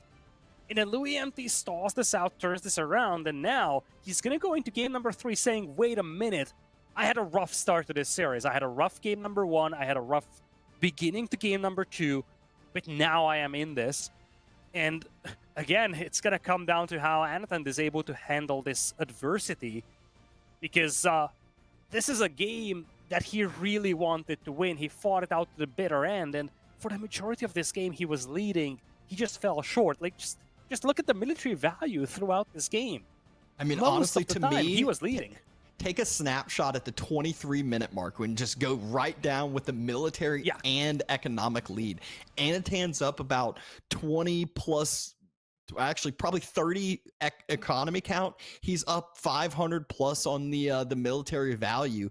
He takes the fight though. That's one of those that maybe hindsight 2020, if you're up that much military value and the economy, maybe you just keep it going until you're max pop, until you got all the techs in, and it could take a more efficient fight, because that is what gave Louis the opportunity to slowly come back into this game. Once Imperial Age happened, everything turned upside down, and Louis just was able to make a crazy comeback there. And the good thing here is this is just now the second game of the series we just casted. It is tied 1-1. We are going to be going to at least 4 games. It's been a spectacular game here, and we talked about this before at the beginning of the series. This could easily be a series that goes all the way to 5 games, and this was probably the turning point where Anotand committed a lot to this ram push here, but the fight was somewhat suboptimal. And I understand that he needs a lot of siege to take out these towers, but in hindsight, you know, it might have just been better to try and force a straight-up engagement, try to kill the villagers, maybe hit the starting base. The investment into these rams didn't seem to pay off that well, and he just didn't have the units to actually clean up this army. And from here on out, I think this was the first moment that failed or semi-failed push on the gold mine. That was the first moment where loueMT might have started feeling like, okay, there is blood in the water. Yeah, and honestly, when we watched that replay, what really just opened my eyes is every single horseman I saw from Anotand was hitting mounted samurai. If he was able to circle those back, hit the Onimusha mass, it would have been a whole different fight. But as those horsemen are hitting mounted samurai, that's exactly what Louis wants to do. That's exactly how Louis wants to take that fight. And then this dive as well. Yeah, we see it again. This one's like the outpost here isn't even the biggest deal here. It's just more of at the beginning of that composition mass, Anotand wasn't able to really get on top of the units. This was a better fight for him than the last, but at the beginning of that fight, he had 10-15 spears that were burning the monastery, which stays alive instead of being in a good position and had the ranged mass as the front side. Exactly. That is, I feel like the story of this game, to a certain extent, is that some of the fights that Anotand took were suboptimal. This is not one of those, though. This was a really good fight for him. Again, fragile Onimusha being put to the front here for loueMT wasn't really a good setup. But by the time this happened, it was too late for Anotand. In this moment, he's got no gold income. He took a good fight here. It's just the fact that now there was no opportunity to rebuild, and loueMT now had the eco lead, and from here on out, this was, I think, the decisive moment where loueMT said, okay, I'm actually in the lead. Yeah, and there was a point definitely where he took that lead and he just did not stop and did not let Anotand breathe on the other side. But again, that was game number 2. We're going to check in on some of the other series that we have in store for us today. We already gave y'all the update. Marine Lord versus Beastie is going to be the top bracket of that semifinals. Puppy Paw takes down Baltoon 3-0. We're casting the Louis Anotand. So Baltoon, he's patiently waiting, watching for the end of this game, seeing who he is going to have to face and who's going to be moving along to play Puppy Paw. And folks, we're very far from the end of the day. loueMT versus Anotand going on right now. And then we're going to show you both Vortex versus Wham and then Baltoon versus the loser of this series, loueMT or Anotand. So we'll have both of the elimination matches being shown. Looks like we are heading back to a more classic map over here, Dry Arabia. Rus for Anotand and Chinese for loueMT, a civilization that I haven't really seen recently on Dry Arabia. Yeah, and I mean, this is one we're throwing it back to the classic map, most people's favorite map out there. I know it's mine. It's just one that you're always seeing exciting games. You can really pick the majority of civs in your wheelhouse if you desire, but still want to be saving some from for the next maps. You know, those are ones that you might have a bit more of a preference here. But enough of that. Game number 3 is beginning now. Let's go ahead and see what we got in store.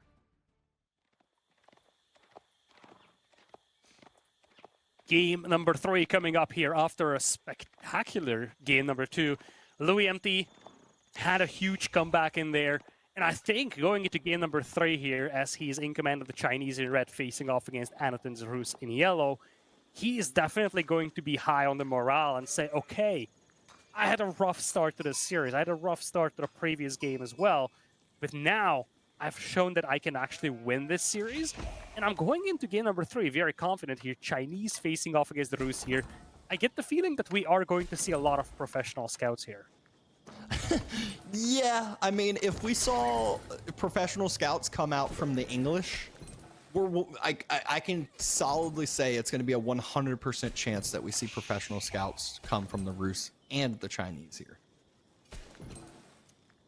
You know, this is where it gets interesting, though, because when you look at the Rus, of course, you do have the hunting cabins out there for yourself, for the pro scouts. Whereas with the Chinese, you do have the ability to supervise the stable to mass produce the scouts. So both of these civilizations are able to get very quick professional scouts builds going. Yeah, and that's the cool thing about Chinese is they're a civilization that they're able to react so well to anything. Like whether Louis wants to go pro scouts or not, he can react to it and go, oh yeah, actually I decide to supervise, you know, whether it's the mill, supervise the stable, and start pumping units out much faster, get things down so much more efficiently. And that's where you'll see some of these higher players work so well. But Louis, I don't think he's going with the no IO opening, it looks like, from the Chinese, at least to start. Yeah, I wonder if this is just a race to feudal age.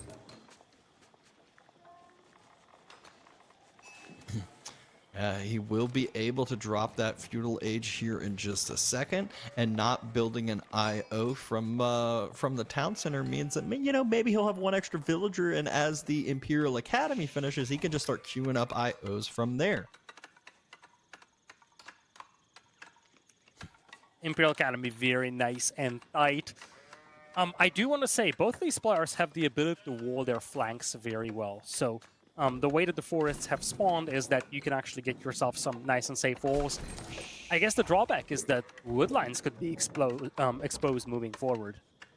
Yeah, and woodlines are always a concern. Woodlines are always one of those things that you don't think about them too much until archers and ranged units start coming into play. And if your opponent parks a scout and all of a sudden your woodline gets denied, you lose so much tempo. You can't drop your production buildings. You can't make your farm transitions. Everything gets delayed on out. So definitely something to highlight. Definitely something to keep in mind as the game continues to progress. But for now, Louis, first one to feudal, rush down that Imperial Academy like we saw, and now the IO is starting to come out.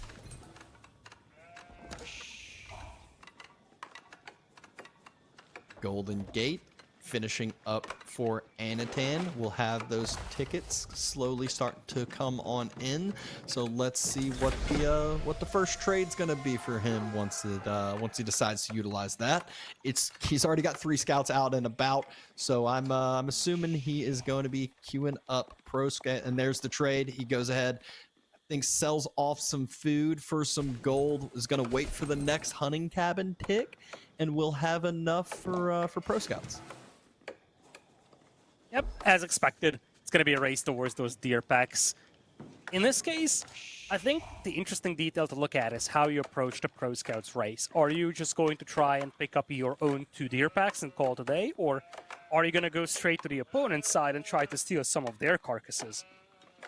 Looks like Louis has a significant amount of sheep still under that mill, so really solid start for him. And Anotand is answering your question right off the bat. It might not be a Pro Scouts play from Louis. Actually, looks like he's going into spears, wants to try to deny the scouts first, maybe before maybe securing up some deer for himself. But if he doesn't go and get any deer for himself, this is going to be a huge detriment over the course of this game. Yeah, it looks like a delayed Pro Scouts build. He's still floating a lot of gold, which makes me think that he wants to get the pech. But it looks like he's indeed opening with Spearman out there. I just don't know if he's going to be there in time. He's gambling a little, because if he's missing out on this, he might just concede, okay, there we go, there's the tech for him. If he's missing out on his own 2 deer packs, he is going to be quite a bit behind. So, yeah, he needs to secure this position. Looks like that is going to be something he can accomplish, although looks like Anotand is just trying to sneak around here, pulls away the Spearman, and then sneaks in from the other side. Some mind games going on once again. Is he going to try and steal some carcasses from all the way back here? Yeah. That barracks was being supervised. Louis, he's splitting off spears into all these different spots, so it does look like Anotand was going for the full circle, going to go for that other deer pack that's near Louis's base, but even still, if he's able to steal some from either of these spots, these will start to add up. There's one gets killed, gets snagged. Second one gets killed, gets snagged. The spear hasn't yet spotted it out. Now it does. Yoink! And he's just going to split since there's only one spear. He's going to end up dropping that carcass as he pulls it away far enough, and at least, you know, gets one out of the way further. Louis can't decide which one to go for. I get the idea from loueMT, but you see, worst case scenario, you drop the carcass and get away. If you're Anotand, even if you just secure a couple of carcasses here that's extra on top of yours, it's going to be great. Look at what Anotand is doing. He's got 9 scouts. He's going to have 12. He's 13. 13 scouts. What for? So he wants to make sure he gets all of these deer. There's not a ton of spears. There's only 4 spears. And 3 spears now. And what this could allow him to do is transition and, like, obviously force the Pro Scouts play. He can throw a couple scouts away if he wants. But more importantly, he can utilize these scouts to then go start to burn, go start to harass. If spears are in thin numbers, he can actually start to slowly add up some damage with some healing over time. Although I don't suspect that being a play. And Louis, he's doubling, tripling down. He's got the same idea. He's got 8, 2 more in queue. Oh boy. Now, one thing is sure here. You're not going to have any issues in terms of vision. Everybody is going to see everything. When you have players with 11 scouts each, you will have so much line of sight. Now, Louis is going to go Song Dynasty here, whereas Anotand is going Castle. And this is a big difference maker. loueMT is staying in Feudal, Anotand is going Castle. And I mean, this is one where the feudal age for China, like, or the Song dynasty for China, it actually makes him delay his castle even further, causes more of a food hindrance because he's making more villagers. It looks like another scout gets pulled and killed, but that deer will not get stolen, I don't believe. I love that move though. Like, Louis chases down Anotand's scout, kills it, and the moment the carcass gets dropped, Louis is picking it up and runs away with it. But here we go. High Trade House is halfway there. Louis, speaking of halfway there, halfway to Castle H himself, even with the Song Dynasty, even with Imperial Examinations coming into queue. But those deer, it feels like Anotand has slowly been winning this deer faring war just because he had the numbers out earlier. Now he's getting his own spears. I'm wondering if he's just going to double, triple down into the spear play, or if maybe transition into some knights himself. I'm genuinely curious upon the basis of your claim saying that Anotand wins the scout race, because I'm gonna be blunt Now he's and losing honest all here. of them, though. yeah. I'm looking at this as like, it's so chaotic that I have absolutely no idea who got more carcasses. At first, it felt like Anotand, but after seeing that last play there, he just lost 3 or 4 scouts that all had deer on them. Those should be easy secures for Louis. But does it give Anotand the timing that he needed for Castle Age to start doing things? He's swapping to horse archers now, already starting to pop out. This will allow him to take the full map control, at least for that earlier parts of Castle, because the clock tower is just now being dropped. Yeah, clock tower is gonna come in, and I think if you're what Louis, is he doing? if you're Louis, you're probably going Lancers here. I don't see Palace Guards being any good. I think if you're seeing all these horse archers, you gotta go Lancers and just flood them with the supervision. Remember, Louis has a lot of food because he is dropping off food from the deer into a supervised mill. He can actually supervise a stable to get quite a few Lancers out quickly. For the time being, it's gonna be horse archers for Anotand. He's also moving out towards the relics. First thing he built in Castle Age was a monastery, so it's gonna be a race towards the relics. And there is indeed the stable. Lancers will be on the menu for Louis. Yeah, He's also getting some Palace Guards. Yeah, I was about to say Palace Guards as well. It looks like Anotand was dropping his stables. I think he might start making his own knights, but more importantly, the relics will start getting picked up here soon. I'm not sure if Louis is going to start dropping a monastery. I expect him to drop one here in the next minute or so, because he needs to contest these relics, needs to take the map control to do so, or else we're going to see that passive gold income just continue to skyrocket for Bruce.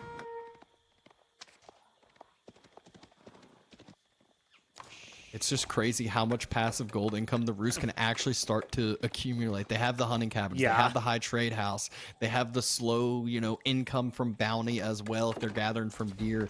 They have the Golden Gate trades, and then you're also going to compound that with some extra relics potentially.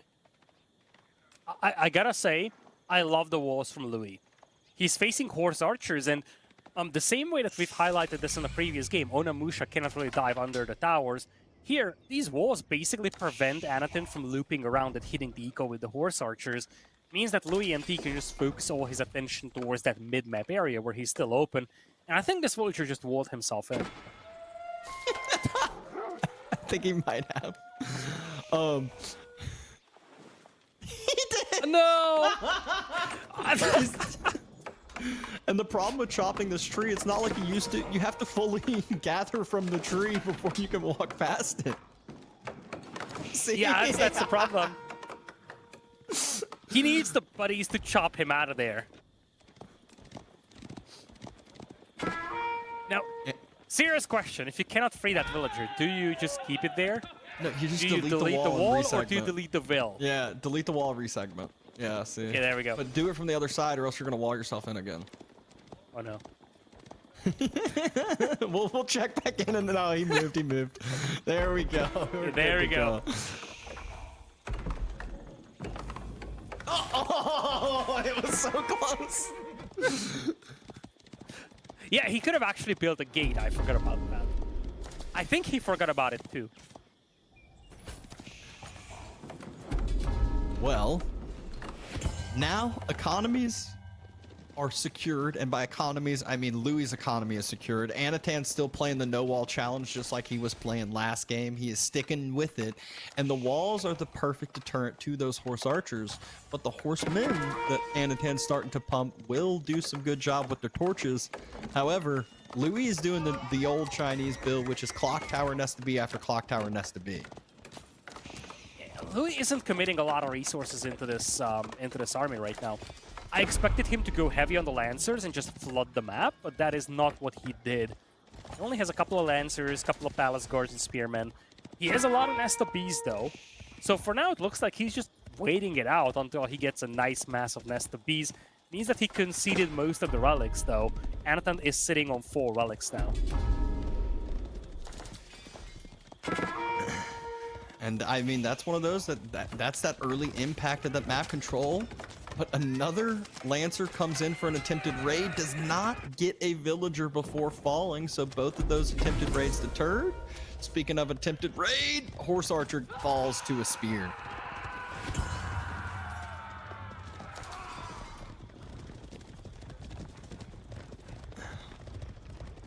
Walls are fully complete here for loueMT, and that's going to make it a little challenging for Anotand to push into this base. When you have 4 nest of bees camping behind walls, no matter what you have as your army, it's going to be difficult to push through those walls. Yeah, and this is one of those problems that you get when you're facing Chinese. If they build the walls, their Song Dynasty, over time, that villager difference is going to be that lead. You always expect it when you're playing China, though. And when I'm casting a Chinese game, I'm always expecting them to be in an economic lead as far as the villager number goes. But that's one where Anotand has things to make up for the villager deficit. He's still got the map control. He's still got things like the boar. He's still got all those passive resources too. But Louis says now's the time to move out. 5 nests of bees.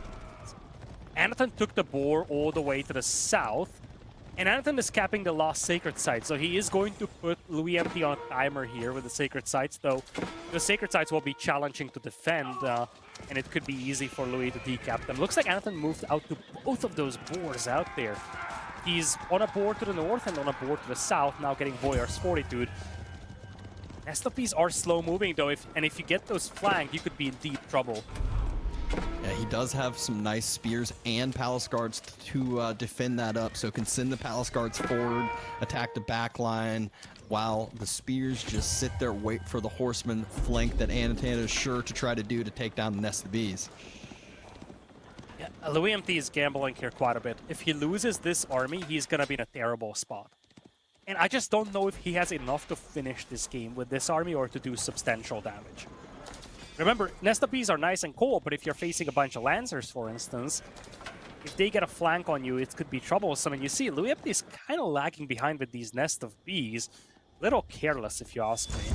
And what I would be scared of is the spear number. If Anotand's able to thin out the spear number at all, that's what will allow the knights, that will allow the nest of bees are to totally just run open onto whatever he wants. And you are right, the nest of bees are totally open. They're too slow. The spears, the infantry, they're running back. Louis realized he cannot let those off by themselves. And now we circle around Anotand's base. We see the second TC has been dropped. There will no longer be this huge economic deficit over the course of time. Second TC is up for Anotand. I love that quite a bit. He knows that he needs to at least maintain parity in terms of the villager counts. And remember, Louis got a slow-moving army over here. It's only spears here. The nest of bees didn't actually pivot all the way down south. Taking out that tower is going to be difficult with just spears. And at the same time, Anotand does have this mobility, and he's trying to breach these walls. Yeah, it's going to be all palace guards. He doesn't want the spears because they'd get taken out easier, forcing more of a reaction as well. Villagers, though, about to have to jump out, do some repairing, and instead of repairing, they just run on away, but the palace guard mass cannot take this fight too efficiently. Also, Louis has another distraction on the front side of the base. The other army that Anotand had was burning down the walls. This palace guard mass having to run on home, and Anotand now is starting to eke out that military lead, excluding siege. Excluding siege is a big exclusion there. That's a big exclusion out there. It's like, oh yeah, you have a couple of rifles plus a couple of tactical nukes, but I guess no one cares about nukes, right? Well, not exactly. That's the big problem. 8 nest of bees? Will Anotand take a fight with the 8 nested bees? I don't think he ever will want to do that. He's just going to push, pull back and forth, back and forth. It's like facing that English infantry army where it's all longbows. It's like, just don't take the longbow fight. Make them always in an out of position spot. And that's exactly what Anotand's trying to do. You see him burn one wall. He goes over with another mass, goes to burn the other wall. And he takes fights against these undermanned forces here before the nest of bees arrive. He has been doing this for quite some time. isolating the spearmen and the nest of bees, or the spearmen and the palace guards, and taking the fight before the nest of bees arrive.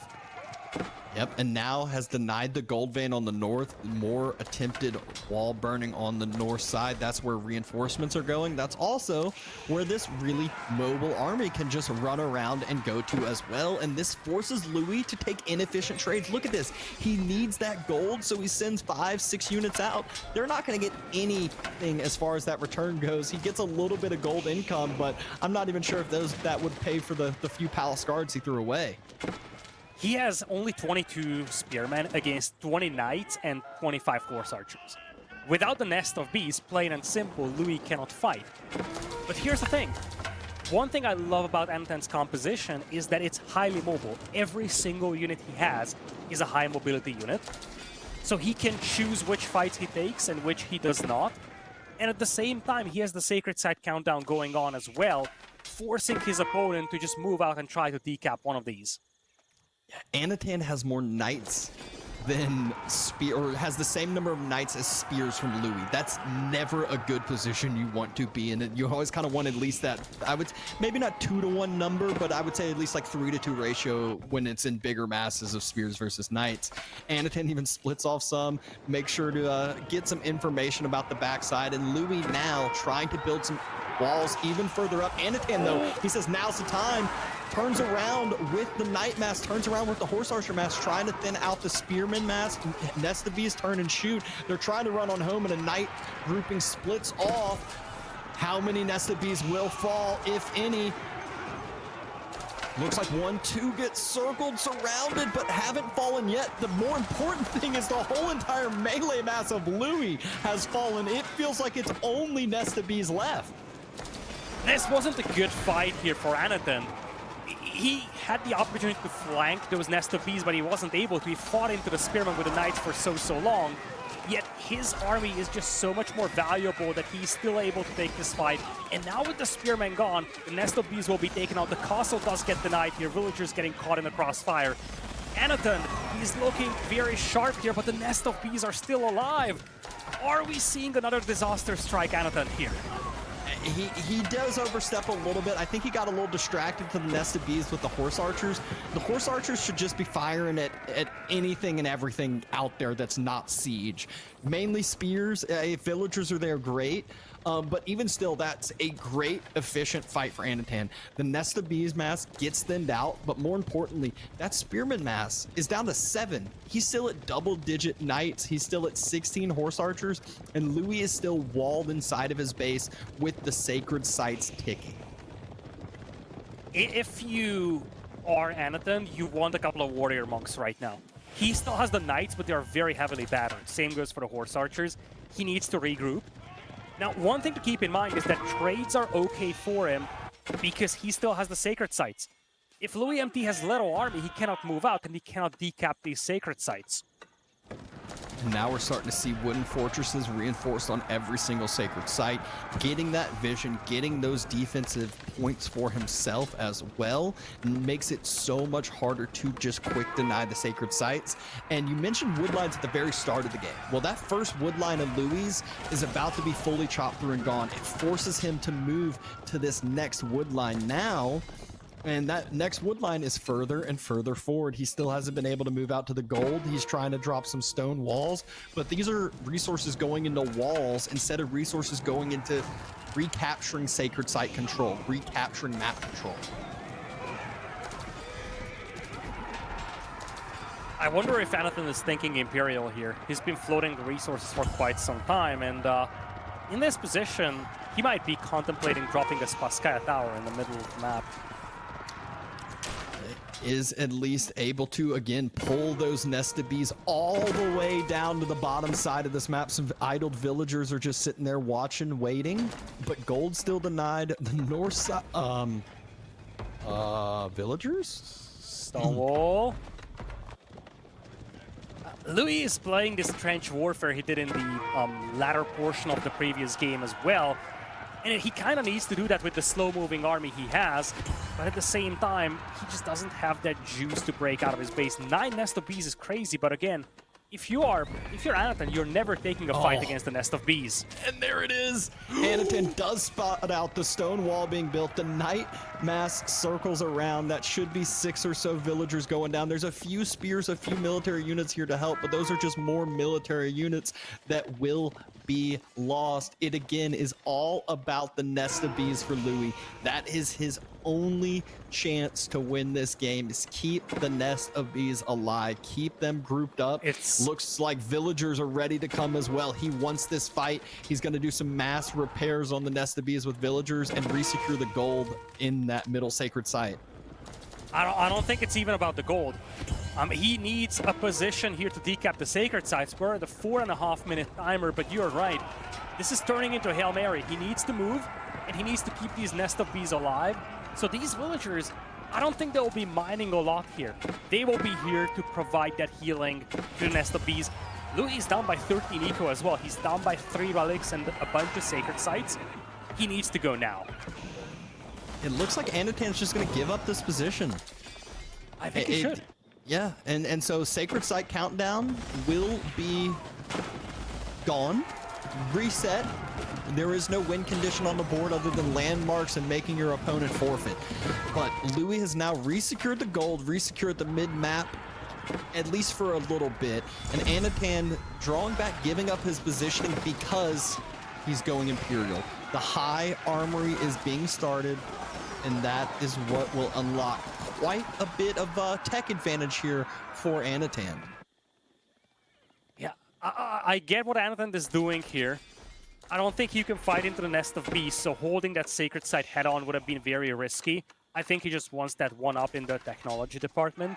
But one thing is scary is that the moment he reaches Imperial, as he's trying to block these walls from ever being finished, the moment he hits Imperial, Louis needs to go.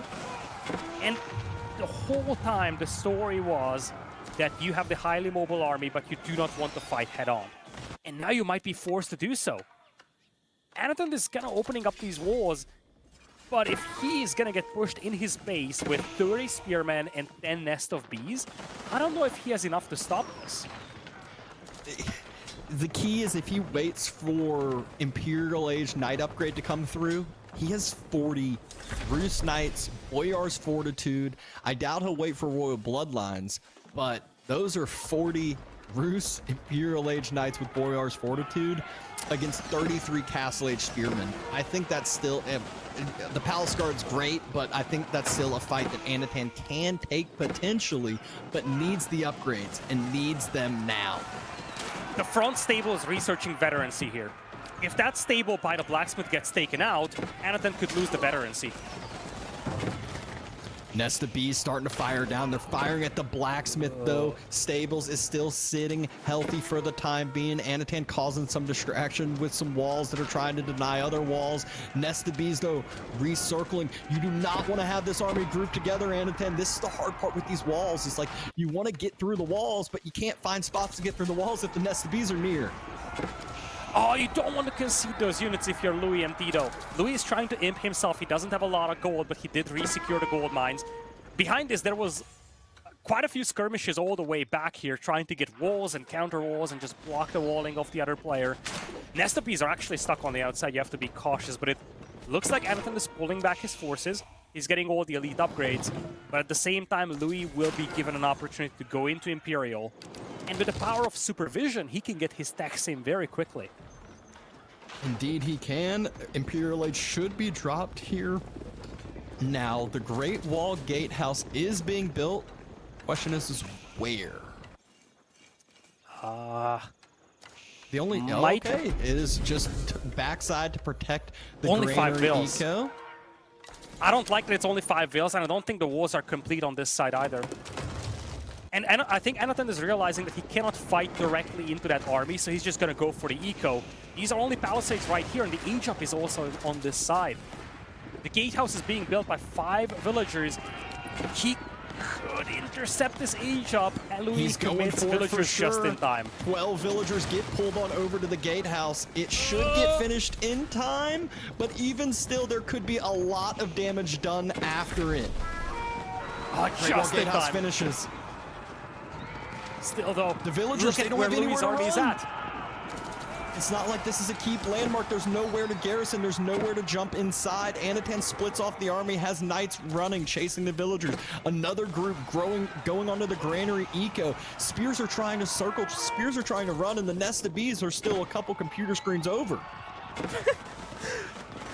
Anotand is doing what he needs to here. He's using that mobility and just stretching out the attention of loueMT, but at the same time, this is all his army. And now he's trapped. Well, he's not trapped just yet, but he will be. And there it is. It'll take a few torches just to burn that one right on through. He should be able to escape nice and fine, but Louis, he's going to go for another wall. And another wall indeed is what he's going for. There's not enough villagers. It's just going to take one torch on those half-built segments to just burn through. Sure enough, that's what happened. Loses a few more vills for it, but Anotand, he causes a ton of economic damage.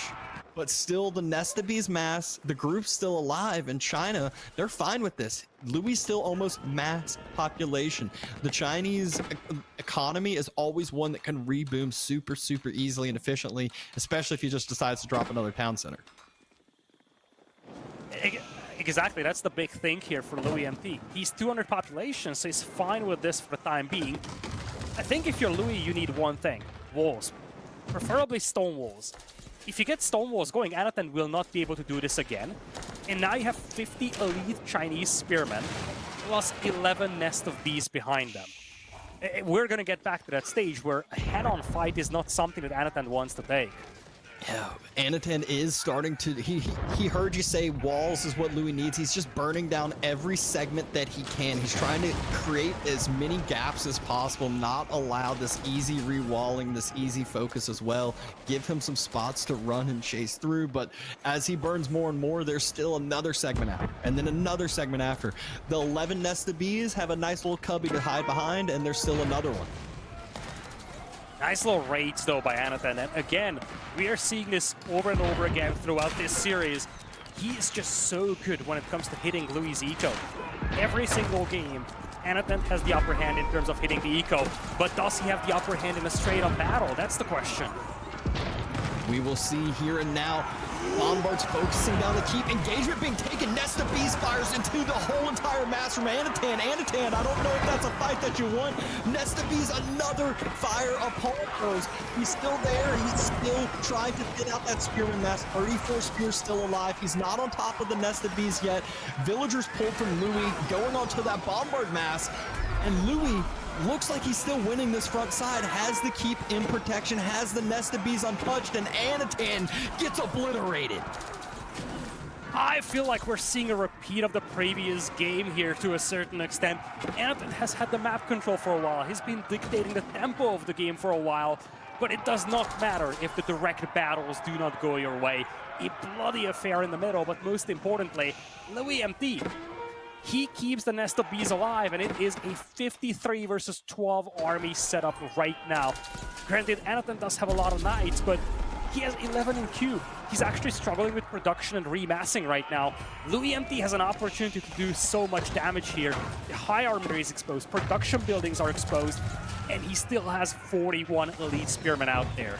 Yeah, I mentioned that you usually want that spear number at, 2 to 1's great, but 3 to 2's fine. Well, Louis got more than 2 to 1 on that spear count as well, so in a great position in Anotand. The only thing he is queuing up is knights, and more knights, as well as a single sprout just got canceled because the good old Siege Workshop got taken down, but we were going to see a Springle attempt. At this point, you have to be conscious about the fact that you could lose on sacred or landmarks here if you're Anotand. He lost at high armory in a blink of an eye. If loueMT just right-clicks forward and starts taking out landmarks, things could go very, very bad here for Anotand very soon. I love how you focus the production buildings, by the way. Anotand lost a lot of units, so you cannot really take out the houses and make him house. Now, this is a big remass. We've been saying, okay, loueMT is in a great spot, but we're back to 40 knights for Anotand. I don't think he has a third layer behind this, but he does have a second layer. He's looking to flank this position. I think Anotand just says, I can't take this fight. I'm going to go try to cut off some reinforcements, get you on the back foot until he's remassed and can collapse from 2 different sides. Move forward with his knights that he's queuing up at home, and then circle around with the 30 that he just tried to flank with. Hitting the gold vein, hitting the reinforcements, trying to get in the eco, and make sure that Louis doesn't press forward here. The stone walls are incomplete, though. The stone walls are incomplete, and we talked about this. This is the only thing that Louis needed to do to potentially seal the deal here. Get the walls up. Villagers still running through. There's still a gap. There's still a hole. He doesn't wall it in time. The knights are still through, and this allows Anotand the breathing room. He's up 50 eco. He's fine with this. He did not fully throw. He is still in this game. I think if you're Louis, you might just go for the landmarks at this point. By the time you clean this up, it's going to be too late. But there is nothing at home right now if you are Anotand. Just a handful of knights. I think you go for the landmarks. loueMT's eco is going to be a train wreck no matter what. It's down at 70, 69. Nice. Continuing to fall and continuing to diminish. And the army in the middle, it was just posturing, going forward, going back. He couldn't decide what to do. And finally, he decides to pull it back. But look at the damage that's already been down. Anotand, he's even, not include the nest of bees on the military numbers, but 62 knights. I keep repeating myself every time I cast, I feel. The walls are just so important across the games. And really the answer to the question how many layers of walls you always need one more layer. Because if not, the player with the cavalry is just going to run circles around you, and the whole attack that loueMT had stalled out as he needs to come back and clean this up. Anotand is up 70 knights out here. He's going to have a second layer behind this, and loueMT's eco is a complete train wreck. A second layer, a third layer, a fourth layer probably is what he's going to have behind this. Anotand has 2,900 gold in the bank just sitting there now. I don't know how he was, it felt like it was all but over for him after that engagement that he took, but he just said, no, this was just the plan the whole time. I really wonder how this game would have looked like if loueMT doesn't come back to defend his eco. And he just says, YOLO, you guys are in my base, fine. I might even try to finish the stone walls to the front to trap you, and just march forward for the landmarks. And now the spearmen are mispositioned. Oh, this is what Anotand was waiting for. All of the nest of bees just going to be splintered wood carvings onto the ground. Maybe a few get out, and by a few, one single nest of bees escapes with his life. That's game. That's gotta be game out there. loueMT down to 124 population. And just... Anotand was looking for this opportunity throughout the game. He was never given one. And just looking at the map, loueMT did such a good job building up the trenches. He was so close. He took out Anotand's desperate counterattack. And he was poised to break into Anotand's base. But this stone wall being incomplete and the knights being able to hit the eco, forcing loueMT back, that's the thing that might just seal the deal here for Anotand. It's just these little small timings. What 10 seconds could have been. That means that wall is finished. It is over. But Anotand struck at the perfect time. Counterattacked at the perfect time to give himself the breathing room. Give himself the time to stabilize. And stabilize he did. 66 knights. He is sitting at max pop. Whereas Louis sitting down at 140 trying to recover. And if you are Anotand now, with all the nest of bees gone, you can start making Streltsy. So far, you've been fighting knights into spearmen. It's not ideal in the long run. If you can mix in just a dozen Streltsy, you can make these fights so much better. We had a proxy siege workshop coming out from Anotand, but gets spotted from Louis. Bombard falls. However, yeah, there's some spears here that counter out the knights, but the knights and spear numbers are basically even. You can still take that fight if you want if you're Anotand. It might not be the most efficient, but it's still a fight he should win. And it's a spectacular force of knights. These are Rus knights with pole axes, Boyar's Fortitude, some of the best late-game knights in the game. Still, if you're Anotand, we've seen this before. He had the upper hand, and it only takes a couple of bad engagements to turn things around for the other player. He's in a really good spot. but you don't want to keep fighting knights into spearmen. That is for sure. And that's exactly what he's doing here. Knight's trying to circle around, trying to get the most damage around as possible, spreading on out. Spearman number falling pretty quick. One of the group splits trying to take down the bombards, but the Knights are just too valuable. Yes, the spears are the counter unit, but the spears are just not as strong as Knights. They are outclassed, outmatched, and it looks like Anotand is finally getting the leg up in this game. I'm calling it here. This is the way he ends it. Louis cannot come back from this. Under 100 pop almost, and losing positioning, losing map control. Anotand looks to finally have gotten this game up on him. Yeah, I feel like this game was over when all the Nest of Bees were gone. From that point onwards, really the only way for Anotand to lose this is if he takes some disastrous engagements. And again, Knights into Spearman is not a good setup, but we talked about this. These are some of the best late-game Knights in the game. And at the same time, loueMT doesn't have that flood potential anymore. If loueMT had a genuine ability to flood spears, it would not be sustainable for Anotand. But it's actually easier for Anotand to rebuild the Knights than it is for Louis to rebuild the spears. I mean, when that fight happened, Anotand was at 70, 80 Knights. Louis had 10 to 15 more spears than him. Well, now Anotand's got 20 more Knights. It is totally in Anotand's hands. He will continue to press, continue to end this game, but he's not overstepping. He does not want to do that, one potential move that could cost you the game. And he doesn't know what is behind all these walls. There could be another mass of 10 Nest of Bees. We know it's just one, though, because Louis' economy is so hurt. Now, loueMT is trying to stall this game out, but this is... If you're Anotand, I'm actually surprised that he didn't take the Sacred Site to the north. I don't know if he just lost it recently, but he could again put his opponent on a timer. Oh, yeah, he is taking it. Okay. Yeah. And he's reinforcing these spots, and not just the Sacred Site, but even further spots forward with keeps, with other defensive buildings and structures. Another Knight versus Spear fight. Anotand again is fine with this fight. There's only one single Nest of Bees. He's outnumbering the Spear numbers that's in this fight. This is a winning fight for the Knights, even though they're fighting the counter unit, and Anotand's ready to end this game. Nest of Bees should fall. The two hand cannoneers are trying the best they can. If you're Louis, you're probably asking yourself, what unit did I make? I made the counter unit. It just wasn't enough, and that's utilizing mobility correctly from Anotand. If you're loueMT, I don't think you can ask what unit I'm making right now to turn this game around, because this game is not meant to be turned around now. This game was supposed to have been won when he still had 11 Nest of Bees and a gazillion Spearmen protecting them. Now he doesn't have the economy, he doesn't have the ability to remass. And let's not forget, there is a fifth resource in Age of Empires. It's population. In late game, these low cost efficiency units like Spearmen are just not ideal when your opponent has such a high population efficiency with the Knights, with the Springles, the Bombards. Nest of Bees trying to remass, but again, this is almost just a desperate effort from loueMT.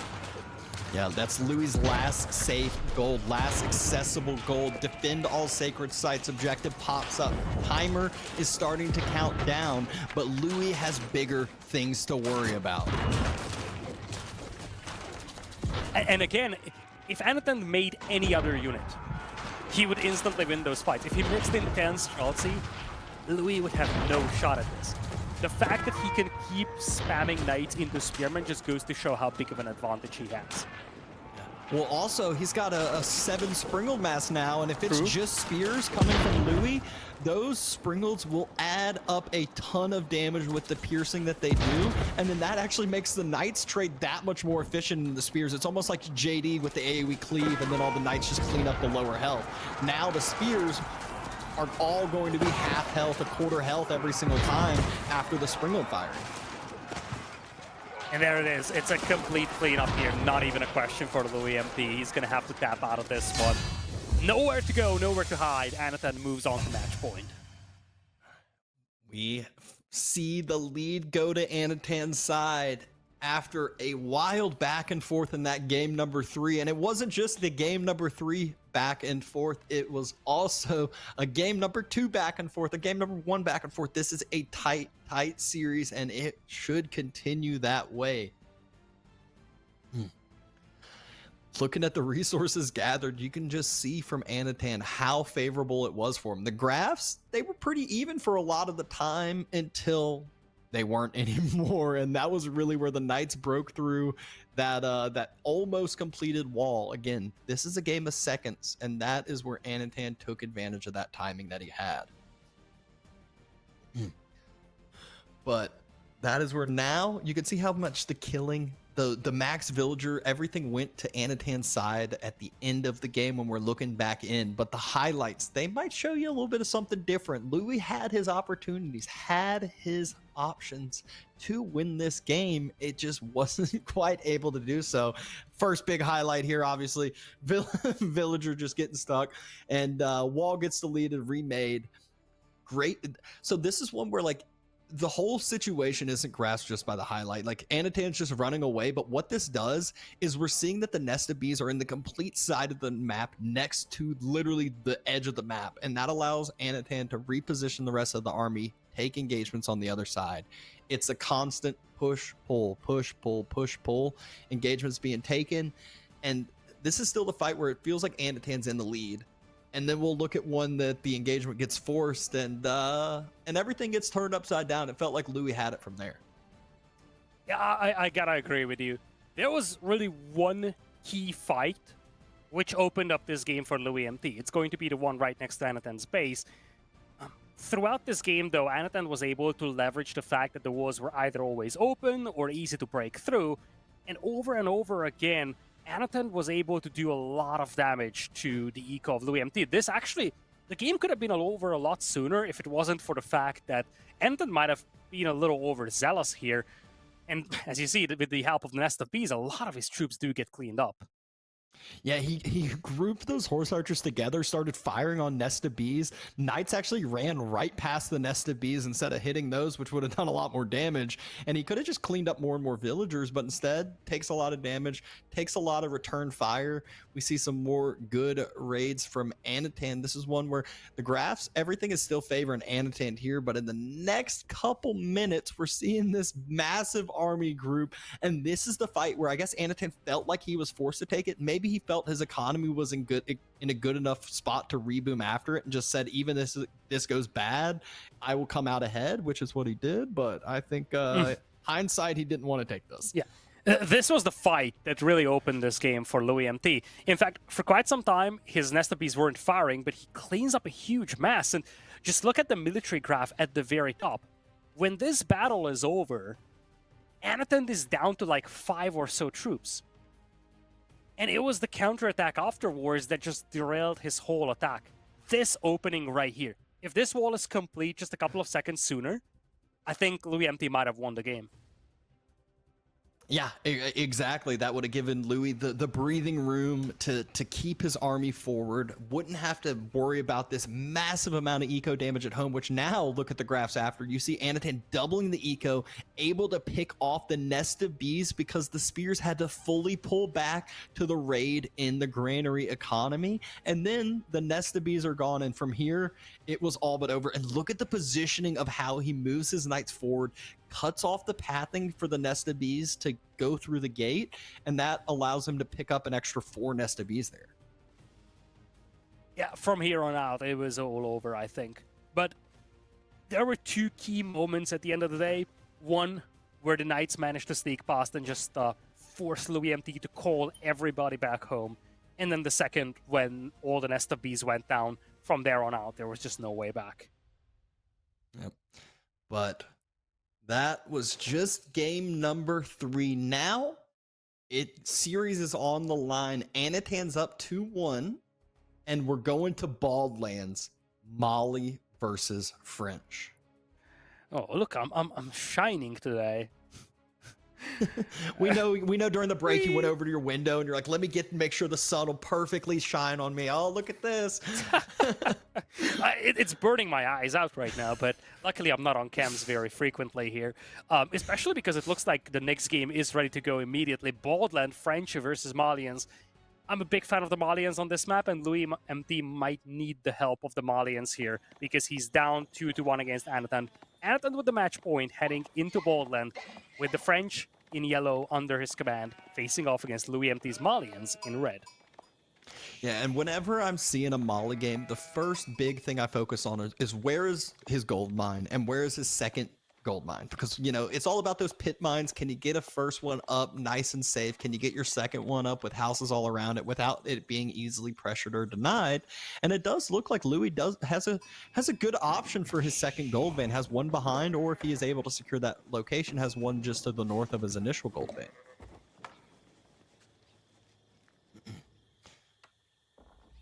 So when you look at Baldland, I think one of the key advantages of Malians here is that they can go for a very compact economy, whereas most other civilizations aren't. If you're Anotand, I think you're thinking pro scouts here, simply because you need to find a way to make your base a little bit more condensed and well defensible. Yeah, I mean, that would kind of, if he goes pro scouts, that makes both of the civs in the similar aspect. It's like Mali, they have their pit mines. Usually they can sit under their TCs. The problem with Mali that I say is they're actually a lot more wood intensive than what people realize earlier on. They need to get the wood for the cattle ranches. They need to get wood for production. They need to get wood for pit mines and houses that eventually turns into passive economy for them later on. So it takes a timing for them to set up. And will Louis have this timing against the French, against Royal Knights potentially? Yeah, I gotta say, once you get to mid Castle Age or so for the Malians, this matchup is incredibly difficult for the French. I remember back when Malians came out with the new DLC back then, French just had no answer to the Malians. You just don't have anything that is able to deal with a spam of Dunzos and Javelin throwers.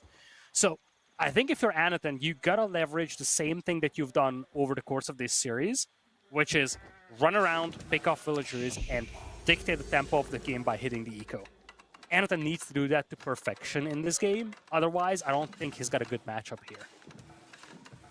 Yeah, I mean, that is definitely a good point. I feel like the French against Mali is a matchup that is tilted a little bit towards the Mali side, and that's because French, they're all about raiding, putting pressure. Well, Mali's the civ that's very hard and difficult to raid. They also have those Donzos that they get that spear throw, which starts to add up, especially in mass. Whereas, you get 10 spears, they're not going to do anything to Knights because the Knights will just run away. You get 10 Donzo, all of a sudden, the Knights get a little too close. One Knight falls or gets put down to half health very quickly.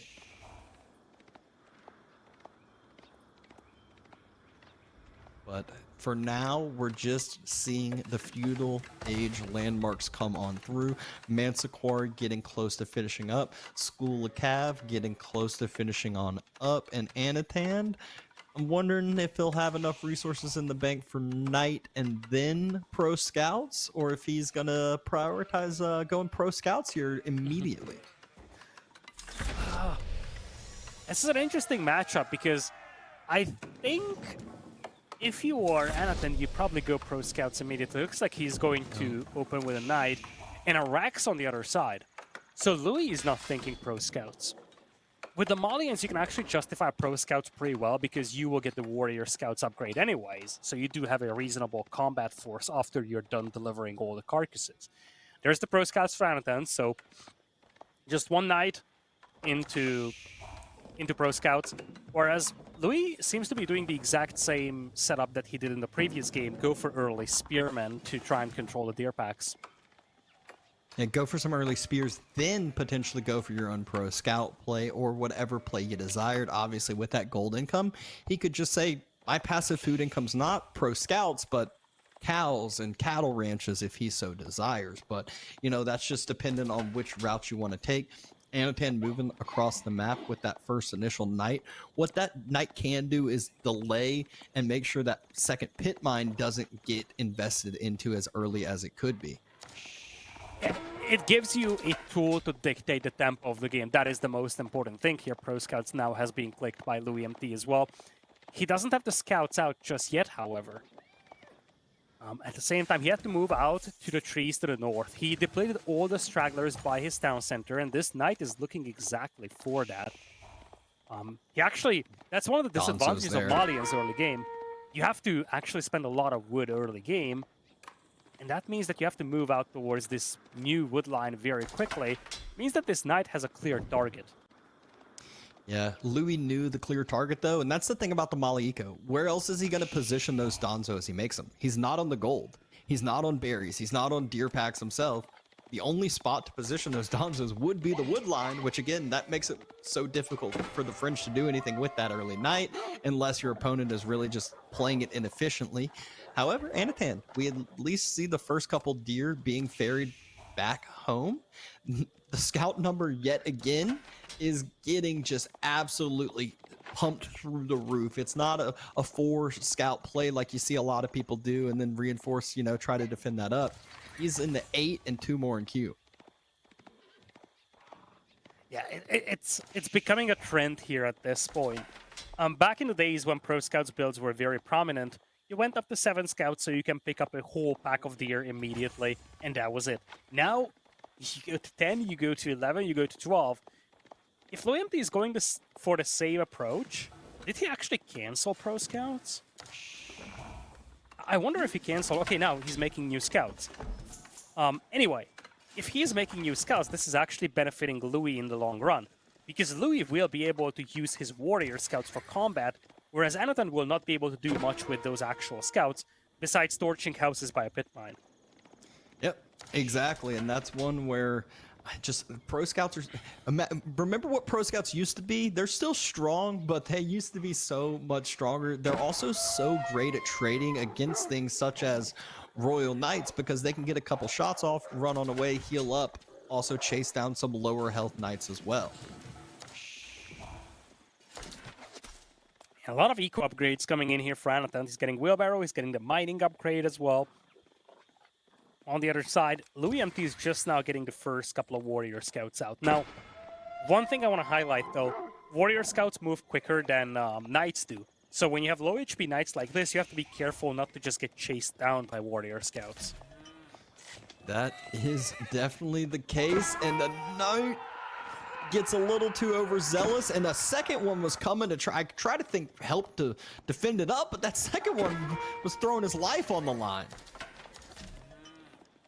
And he did throw his life on the line, ends up falling, and Anotand losing a knight is a huge detriment early. Remember, Donzos can throw their spears, so they do get an attack where essentially they don't need to close gap to the enemy cavalry, but they still get an actual bonus damage buffed attack against the enemy cav. And it looks like another scout being taken out behind this. Cows are being made. There's just no ranches to put them in yet. They're waiting, though. He's ready. Louis will be ready to get that passive eco booming on up. 2 knights able to pick off a few units here and there, but needs to be careful as more reinforcing Donzo continue to come forward. Chivalry now on the way for Anotand. He needs those knights healed back up. A lot of them are badly damaged. Nice little fight here for him, though. He picks up a couple of these stragglers to Donzos. Means that he's going to be able to get away, get a couple of kills, but at the same time, cattle is already being built up here by loueMT. One thing I gotta say is that Louis has map presence, and so far, he has been forcing Anotand to kind of chase around these Donzos, and Anotand hasn't really been aggressing loueMT's base. Yeah, I mean, there hasn't really been a lot of places to aggress other than the wood line and just now moving out to the gold, but some of these early trades is what allows Anotand to build that knight number up. Get those knights healthier too, because you don't go chivalry early until some knights get damaged. Now he got to the point of doing so, trying to pick up another couple straggling Donzos, not allow that number to build up and get very healthy. Isn't able to do so. But we're getting to the point now where almost every deer I feel like is been ferried back at this point. I still see a few other images of the deer on the map, but we're getting close. There's probably a few carcasses randomly throughout as we see one next to the sacred site. There's another one dropped and picked up, and eco's starting to get run thinner as the deer run out. I'm surprised that loueMT is committing to a sofa here. Because I think at this point, if you're playing the Malians, you're racing towards Castle Age, you're building your cattle up. I don't think you're going for sofas just yet. It's a thing that you pivot to once you get to mid-Castle Age. Nice little moves from Anotand to intercept these stragglers out there, though. And he indeed is building up a respectable force of knights. We've seen that in the previous game. Mobility can kill, especially on an open map like this. And Anotand is willing to just go full knights in a game. Yeah, he's not only willing, he plans on it seems like this game, unless you include scouts as a military unit, but it's one that we see often from French, it's one we see often from JD, and if it worked once, you know, why not try again? I think if you're looking pure knights, it might work really well on this map, because this map is wide open. loueMT is getting some walls up to the north, but again, we talked about this at the beginning of the game. Danso Javelin Thrower is not a composition that the French can fight directly into. But if you're Anotand, you don't want to fight directly into this. You just want to run circles around the enemy and just wipe out their eco. Anotand still just slowly building those numbers, slowly getting as many knights as possible out, but every time we circle across Louis' base and give a quick look, I always get scared to see how many cows there actually are. Because you mentioned, yes, Sofa usually aren't until, you know, mid-Castle Age. I also say that Sofa are also one that you do it when you can start to afford to do so with your food economy. We're up to 9. I think we just saw another ranch get finished up to 12 cattle now. That makes it to where you don't feel as bad starting to queue up things other than just Danzo. That's a lot of Danso, though. And remember, they can throw their javelins, so they will be able to inflict a lot of damage even before the knights close in. But it's the same setup that we've seen in the previous game. 20 or so knights against 20 Dansos, and when the number of spearmen or spearmen equivalent equals the number of knights, that's generally a good setup for the knights. One of the knights taking some town center fire, but Louis jumped out early, so I think that knight stays alive at least for the time being. The single sofa could get picked out here. This is a vital sofa here for loueMT. First of all, he sees that his opponent moved out to the second gold mine, but more importantly, he sees that Anotand is going crazy on the amount of knights.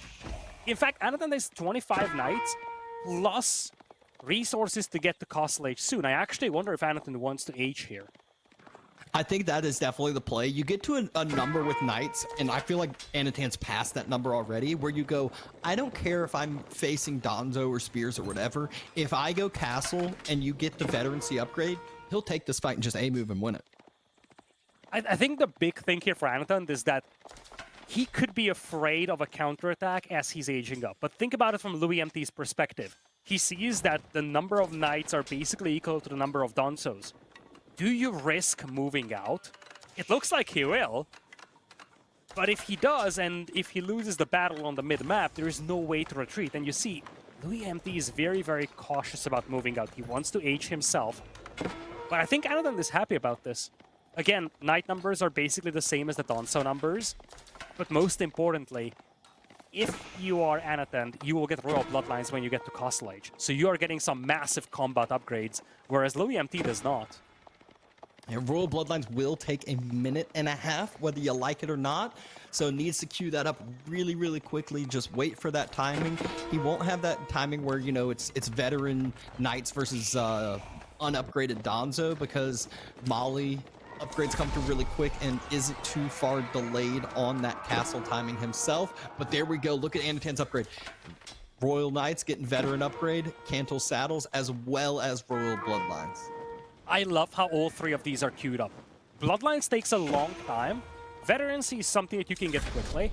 But Cantle Saddles is an underrated tech. It's a cheap technology, if you can get it early in Castle Age, it's a huge buff. It's something that gives you a bit of an advantage even before Royal Bloodlines comes in.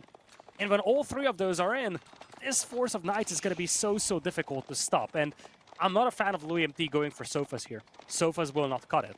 I think, frankly, his best option might be to try and flood Donsos or something, but even that might not be enough. This is just a scary Force of Knights. Yep, Knights are about to start knocking on the doorstep. First javelin throw comes in and immediately takes down a Knight. So that makes you feel pretty bad. Anotand starts to run away, but he needs this timing. He needs to take advantage of this timing or else it will go down the drain. But that Donzo number, it's up to 40. And it's actually getting to a point where it doesn't seem like it's all just a move and you're good to go for Anotand as upgrades coming through, defender's advantage. You got to take some time to burn through those walls. How many Knights do you lose before you get the walls opened up? And he hasn't been making a lot of Knights recently. He aged up at 25, he's now at 29. Louis aged up at about 30 or so Donsos, now he's up to 40. So as he said, breaking through the walls is going to be difficult, and I wonder what loueMT is up to. He's piling up a lot of resources. There's no way he's going Imperial, right? No, I think he's going to make a transition. He needs a little bit more gold income for you don't transition to Sofas, though. Sofa switch. I don't like the Sofa switch. It's the natural transition of the Malians, but playing Sofa into Royal Knights feels bad. So I think what you're failing to remember here is the Sofa aren't for a head-on fight. Yeah, the Sofa are to raid the economy. The Sofa are there to make sure some of the Knights have to go home. Hit the berries, hit the gold that he's moving out to, because we saw two different spots that Anotand had to move out on the gold. And if there's just an outpost there, Sofa are now pseudo Knights when it comes to Castle Age here with imported armor. Fair point. I think one key difference to look at, just compared to the previous game, is that in the previous game, Anotand had the majority of the relics for himself. He's actually moving out to grab those as we speak. But he had the majority of the relics, he had map control, he took advantage of that with the boars whatsoever. So loueMT was kind of forced to make a move. This time around, it's a little different. loueMT has a lot of passive resource income coming in, and it almost forces Anotand to do something about this. He could go capture the sacred sites and just start a timer. He could go pick up the relics. But as things stand, I think Louis is happy sitting behind walls. Yeah, and it seems like Louis has been happy sitting behind walls at multiple stages of this series. He's been the one to kind of say, hey, you come and attack me. I am playing this defender's advantage. I know what type of game AoE 4 is. I don't think Louis is pivoting into Sofas at this point. He queued up one or two, but does he really float 16, 1700 food consistently for that? It feels awkward. No, I think it might actually be that Imperial Age play soon. He says, all right, 10 more Donzo going to queue though. But still, it is, he's starting to float those resources. He's starting to get to that point. Meanwhile, Anotand is still all Knights, and more Knights. I think he's playing with the idea. I think he's keeping his options open, but he hasn't really heard much from Anotand yet. So he's like, okay, I want to be able to just stay in Castle Age and double down on this as much as possible. He does secure one relic for himself. Anotand does get the first major gold way into the north, though. And this time around, Anotand doesn't have the same amount of Knights as Donsos. He's actually outnumbered 2-1. Now, these are still French Royal Knights, and the blacksmith upgrades are somewhat lacking here for loueMT, but Louis is going Imperial. Imperial Age indeed. Louis also spots out that gold mine with those Sofa. So he's basically used these Sofa as scouting units at this point, obviously raiding units if there weren't any defensive units there from Anotand, but knows the gold, statuses on Anotand's side of the map, so has the information that he needs. Looks like Anotand will be able to secure 4 out of 5 relics, but this could easily come down to a timing push if you're loueMT. You age into Imperial, and you just essentially right-click those Donzos and say, okay, come fight me. Now this is dangerous. This is definitely a risky play. If Anotand decides to move forward, decides to scout this out, he'll see Imperial Age being dropped, and he could just say, well, now that's my trigger point. It's now or never. I cannot let Imperial Age come through, because then 80 Donzos will absolutely obliterate those Castle Age Knights. Second DC on the way for Anotand. He hasn't scouted this landmark. loueMT knew where the knights were at the time he placed this landmark, and when the landmark goes up, he is going to have protection over this gold mine. The trick is that now it's difficult for Anotand to do much. If you're Anotand, here's what you do. You try to torch your way through the long walls and try to repeat the same thing you did in the previous game. You cannot fight head-on, so go for the eco. Now, Imperial Age finishes. There we go. Upgrade immediately comes through for the Donzos. And Anotand tucks tail and runs instead of thinking that he can go in, which I think is the correct decision here. This is not an engagement he's going to want to take here in the near future. This is a rough one here for Anotand. He's got 52 knights, which is no joke, but that's still outnumbered 2-1 in terms of Donzos, and more importantly, these will be elite Donzos. These are Castle Age plus knights, but this, again, I think if you're Anotand, you do this. You loop around and hit the eco, see if loueMT becomes shaky-handed once again. And if you're loueMT, I think you go for the landmarks. Just say, okay, if you're not fighting me, I'll take out your landmarks. It's gonna be a little tricky though, quite a lot of defensive structures back at home, but I think loueMT is realizing that there is no one home because Anotand is circling around with the knights. Oh, tries to wall a low Donzo, throw the spear into that immediately, starting to burn down that keep. Villagers being pulled to try to heal it up. They're not going to get here in time. They try to jump inside. That's 15 villagers he just threw away. No! Anotand is going for the eco. If you're Louis, you are sniping landmarks here or you lose the game. Anotand has no desire to fight this. He is going for the eco. Anotand needs to drop Imperial Age himself. All three landmarks are in vision here. The roll. Oh no! TC immediately going to fall. Anotand, he needs to come back. He needs to pull villagers to help defend this. Knights are coming back. It is too late. He realizes it now. He realizes it, but there will not be enough time. TC's already at a quarter health. Royal Institute at a quarter health. loueMT is securing game number 4 and will tie up this series. We will be going to a game number 5. What did I just witness? We have seen a grand total of 2 different units, one from each player being utilized in this game, and Anotand tried to play the same game that he did in the previous one. Difference is that the Malian eco was just so different from the Chinese eco in the previous game. And loueMT timed this right. He said, okay, if you're not fighting me, I'm going for landmarks. I think, looking back at the previous game, loueMT also realized that in that very moment, where Anotand went for the eco, he just needed to commit and finish the game there with the landmarks. This time around, he did just that, and it takes us to game number 5. The army graph. When you look at the army value, Anotand had the lead for quite some time, but it's just the fact that he didn't want to risk losing his entire force of cavalry. If he does that, he could risk losing the game. And I honestly think that Anotand didn't realize that this is going to be a landmark snipe attempt until the Donzos actually started committing against the landmarks. He tried to play the same thing that he did in the previous game, force his opponent back with a counterattack using the cavalry. But this time around, loueMT changed his mind. He didn't go back. He didn't care about the risk to his economy. He just said, I will finish this game right here. He took out the landmarks, and it was too late for Anotand to turn back. Yeah, I mean, just what a fun and exciting game to watch. Even though, you know, there were points where there wasn't a lot of action, it was a lot of just posturing the militaries. When things got into it, when we get to a landmark snipe in game, there is not a lot of times where we actually get to see landmark snipes in tournaments. But Louis, he pulled the trigger, he made the move, knew he had to end then. Now, in game number 5, we're seeing this isn't the same thing as like your JD versus French. This is definitely more of a timing versus a macro civ here now. Boy, Hill and Dale. And here is the thing, and I think this is concerning for Anotand. Throughout this series, the the pattern was that in direct battle was loueMT dominated. And every single game, loueMT played this slow and turtley style setup.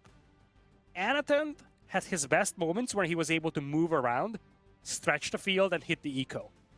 This is difficult to accomplish on a map like Hill and Dale.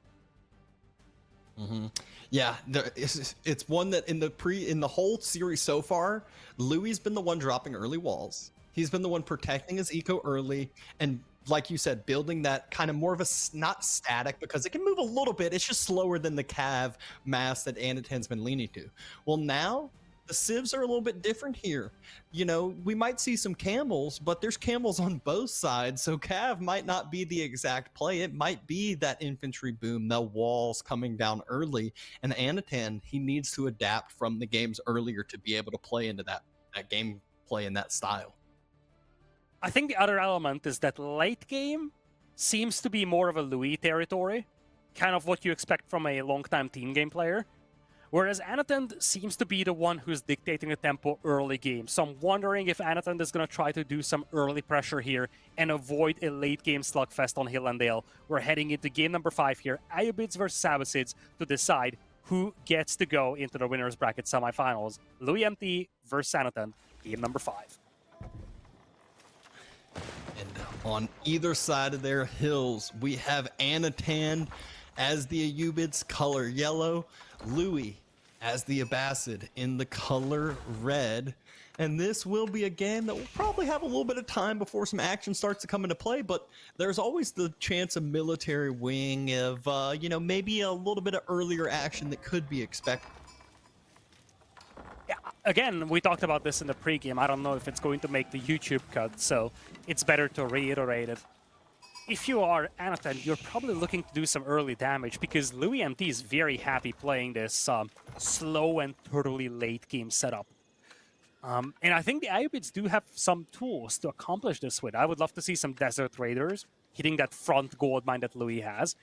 There's only one gold mine on this map that's safe that you start with.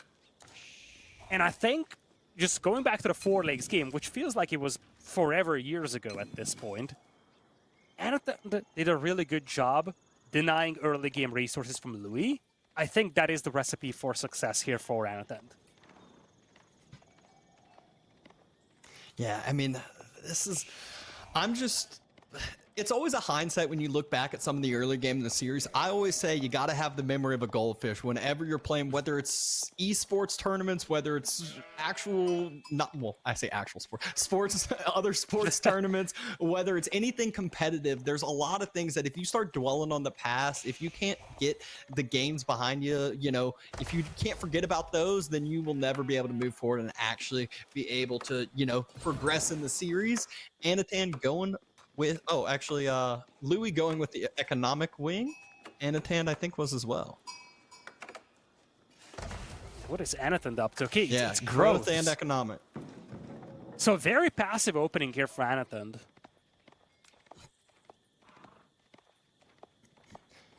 Sheep being circled around. Obviously, these civs don't care as much about the sheep, but it still does provide a nice benefit. You don't feel as pressured moving out to the berries and contesting your opponent's deer or things of that sort. Hill and Dale's a map, though, that most players decide to do some deer pushing with that initial pack near their TC.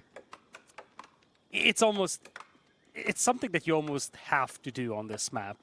Those deer packs are so close to your town center, you can just push them in and it's going to be a nice and safe source of food.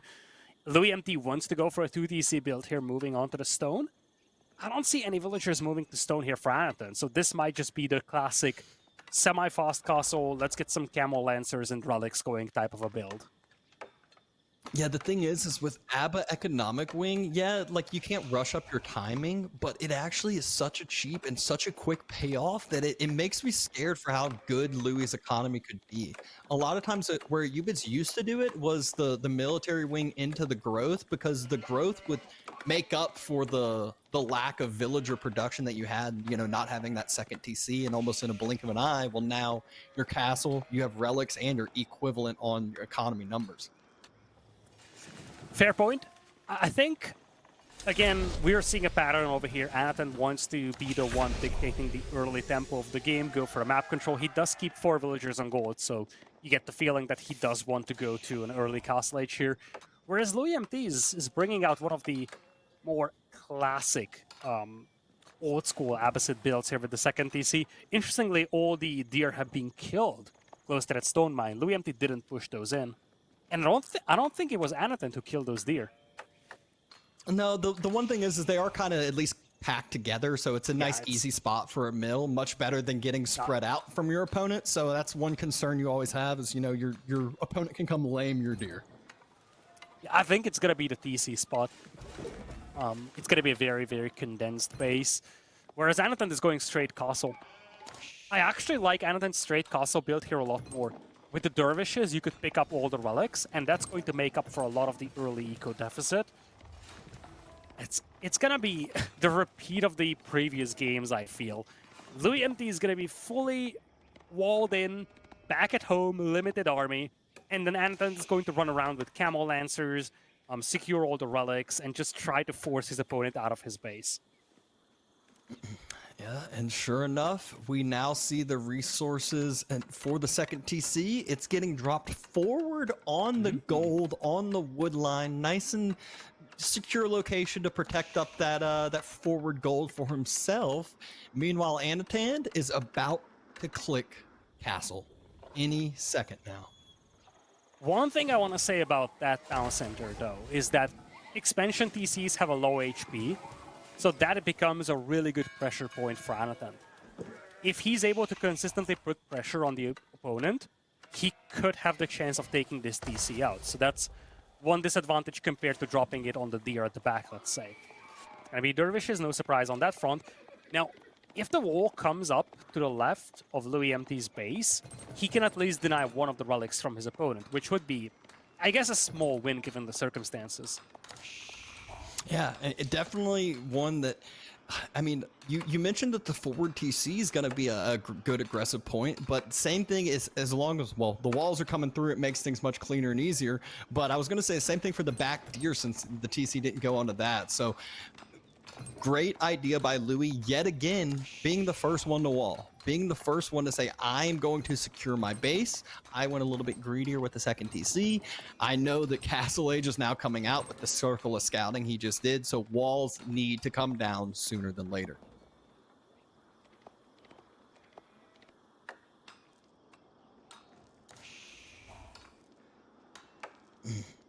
And the forward walls are getting closer to being finished. I'm not sure. I think it was only 2 vills pulled onto that, but Louis does have timing as Anotand is still quite a ways away.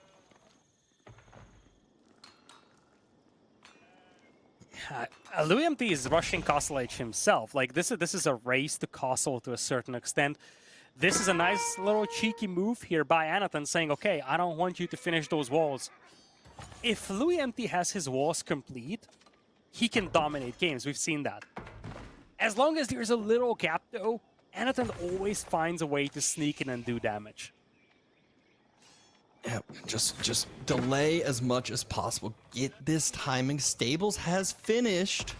Villager trying to shiv down that scout. I'm not sure if the timing, the delay will be enough for Anotand. Pretty sure the walls will be able to get finished, especially with multiple villagers there. But Camel Lancers immediately into queue. The dervishes moving out to go secure the relics as well. The scout is about to fall. A few more shivs and it goes down. And instead, Anotand pulls it back. Villagers chasing after it for a little bit, but Louis secures himself and military wing gets clicked. He cannot accelerate his age up here. And as things stand, the walls will be complete for the time being. Anotand should be able to secure the majority of the relics. I don't think there's going to be any chance for Louis to get more than one. The good news for him is that his walls are complete, and remember, he is progressively building up an eco lead. And he also managed to secure that little corner to the left, so he's not going to run out of wood. He's going to have an extra berry patch as well. What is worrisome, though, is that he is going to have issues accessing gold. So if you're Anotand, I think you're playing a gold control game here. Wololo's coming through. Whenever we hear that noise, you always pucker up a little bit. Gets a little scary for a second, but Louis just sat there, watched from a distance with the scout.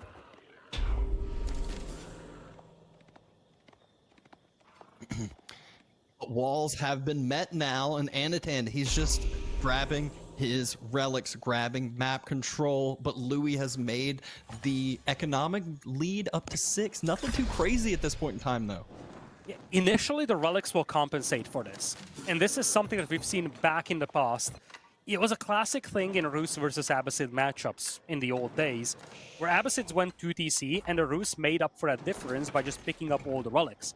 And initially, it works really well. The relics give you an immediate influx of resources, whereas placing a second town center takes quite some time to pay off. So, initially, Anotand should have this momentum, especially because he was quick picking up the sacred sites. I absolutely love that he did that. I think the sooner you put your opponent on a timer, the better your position will be. Yeah. Camel Riders out for Louis. Another village, or actually it's just been those villagers repairing the whole time. Spears as well, archers being queued up. And this is usually the point where a Ubids goes, I have to match the eco boom that you're having behind this. They drop a second, potentially third TC because they've gotten the relics and they have the military control for the time being. Anotand getting the stone to do so. Pretty sure we'll see that second TC drop any second now. Yeah, once Anotand drops the second TC, that's where things get dicey for Louis. Because, sure, he had more villagers working throughout this game, but you're looking at 3 relics and 3 sacred sites, and there will be a 4th relic as well. That influx of gold is just such a difference maker. And remember that, in the meantime, loueMT isn't able to move out of his base. Sacred site countdown is already ticking. And it looks like Louis is just going for spears and archers, not a composition that's really on the premium side of things. Yeah, no, not at all. It's been that same similar composition game after game. He sits behind his walls. He plays the more macro defensive game, the slower army. What army does Anotand have? Camel Lancers. They're running around, they're roaming, they're using mobility. But behind this, now's the second TC, as well as a few archers himself. And Anotand again has Louis has a slow-moving army. If he cannot deal with this force, Anotand is going to yoink the relic. He's here for the relic, folks. It's going to be a 5th relic. Instead, you can actually see it. Louis says, I'm sacrificing that location. I got to just wall another layer instead. He can't take this right now. He doesn't have this timing to take the fight. The spears can't arrive to get there in time. Looks like they're just now trying to move to do so, but the dervish is already waiting, ready to pick up the relic, and has the mobility.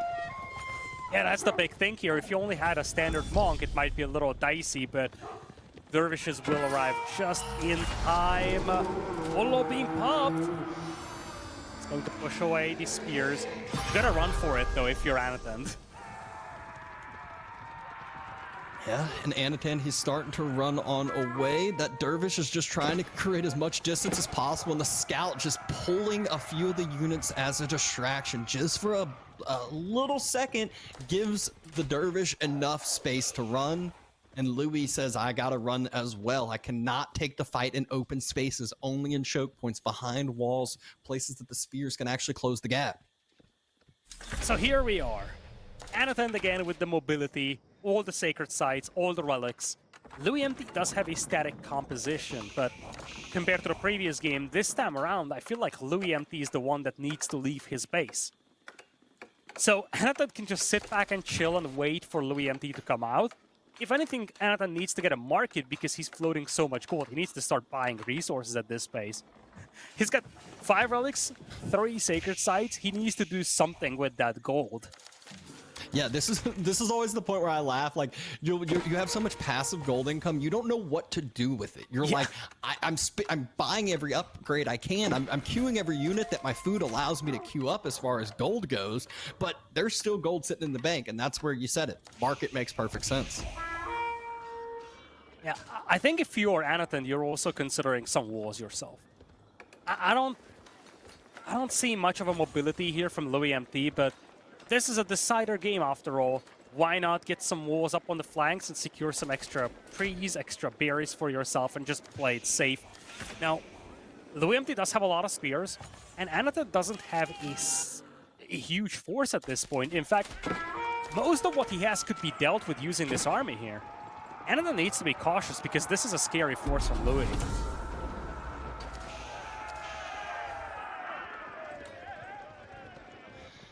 Louis starting to posture in this mid-map, starting to try to retake some of this control. He's leading in the numbers right now, but the numbers don't tell the whole story. Anotand, he is trying to reinforce some of these locations, trying to just get some vision in the mid-map, and Louis again and again just keeping the slow-moving army together and says, come take a fight, I dare you. And this time around, you don't have the setup that you had in the previous games where the French Royal Knights with Royal Bloodlines or the Rus fully upgraded Knights will be able to tank against Spearmen. Camel Lancers struggle very badly against these spears, and Louis is also mixing in crossbows. Louis' build-up of an army is actually a lot more rapid, and I think he's going to have a limited amount of chances to make something happen. But if he starts moving soon, he could force a fight with Anotand that could be scary for Anotand. Although, now Anotand is going very heavy into archers, and once Anotand has a good force of archers, it's going to be increasingly difficult for Louis to fight this. And it's not only it's archers, it's now Anotand has the siege superiority. We saw the mass nest of bees. This isn't quite the mass nest of bees. We have one mangonel, but hey, one is the start. It could be many in a little bit and does get a good, decent shot onto the spear mass. I think the window might already be close for Louis. Anotand realized that this is going to be a flood of archers and spears, and he's just now saying, okay, let's trade archers. Remember, any equal-ish trade is good for Anotand because he's got all the relics, all the sacred sites, and Louis has a finite amount of resources inside his base. If the trades are equal, Louis will never be able to leave his base. Yep, and that's exactly what Anotand's trying to plan here, just posturing his army right in front of the walls, is saying, come out if you dare, and it's not a mangonel, it's a manganique. What am I thinking here? We just saw those flaming rocks go out, and it's weird, like, it felt like the manganiques before the siege rework were like, okay, they don't really matter. After the siege work, it was like, whoa, whoa, whoa, the manganiques are actually really good. We just saw a good amount of that spread. It's not a ton of damage, but that spread damage does start to add up. Louis wants a castle in the middle. What are the villagers doing? He wants a castle on that gold. We talked about this. He has a finite amount of resources, and I think Anotand is realizing that Louis is desperate. And there's the first keep. It's not in the prime time location he may have wanted. Units are still in the way of his own keep. Has to get out of the way. Finally does so. So villagers just now start to work. Mangonels have changed, or manganiques have changed away from the flaming rocks. They're ready to take down units, not ready to take down buildings as much. And Anotand is winning this fight. The frontline mass of Louis, there are no more spears on that front side, and there's still a huge mass of camel lancers that keeps trying to get built up. The mangonels might start focusing the villagers. Looks like one of them has. And more villagers get pulled on out. Archers are on top of the villagers, on top of the archers. The keep is the last line of defense for Louis, but that's all he's gonna have left, even if it does go up. So many casualties, and now he doesn't have an army, and the manganiques will start making it out. There's nothing to protect his keep with. This is gonna go down, and this might just be the series here. Anotand knew fully well that he needs to force Louis out from behind those walls. And that has been the theme throughout this series. Anotand always tried to just get loueMT to leave the safety of his walled-off base. And this time around, he forced Louis' hands. Louis is completely out of gold. He's got absolutely no gold income whatsoever. He needs gold ASAP, and as you said, this keep is not at a prime spot. It allowed Louis to leave his base, but it's not securing any gold deposits. Anotand is more than happy about that. Yeah, definitely happy about that. And look at what is... I was about to say, yeah, he should just drop a tread behind this and start... No, no, no. He wants to end this a little bit sooner. It's the Tower of Sultan. Tower of the Sultan, manganiques taking out this keep as well. And again, Louis is going to have to consider shortages in wood as well. I love the expansion towards stone. If you could sneak out, maybe get some keeps going towards those northern gold mines, there would be a shot. But the problem is that with you being totally gold deprived, you are limited on the amount of technologies you can get, you're limited on the type of units you can go for. In reality is that he's outnumbered 2-1 right now. Yeah, and I mean, this is one where, just like we saw in the previous games, it is, once the tower, once Siege starts coming on forward, it says you have to take this fight or else you have to give up this position, and if he gives up this position, he is giving up the game. I don't think he's got a choice at this point. And Anotand is going to have a hard-fought victory here, potentially. A crazy, crazy series. We talked about this at the beginning. It might be a series that goes to 5 games. It did go to 5 games. Villagers are actually fleeing to the north, and they cannot go anywhere. The Camel Lancers are chasing them down. Spearmen will stand and fight, but loueMT is down by almost 30 eco now.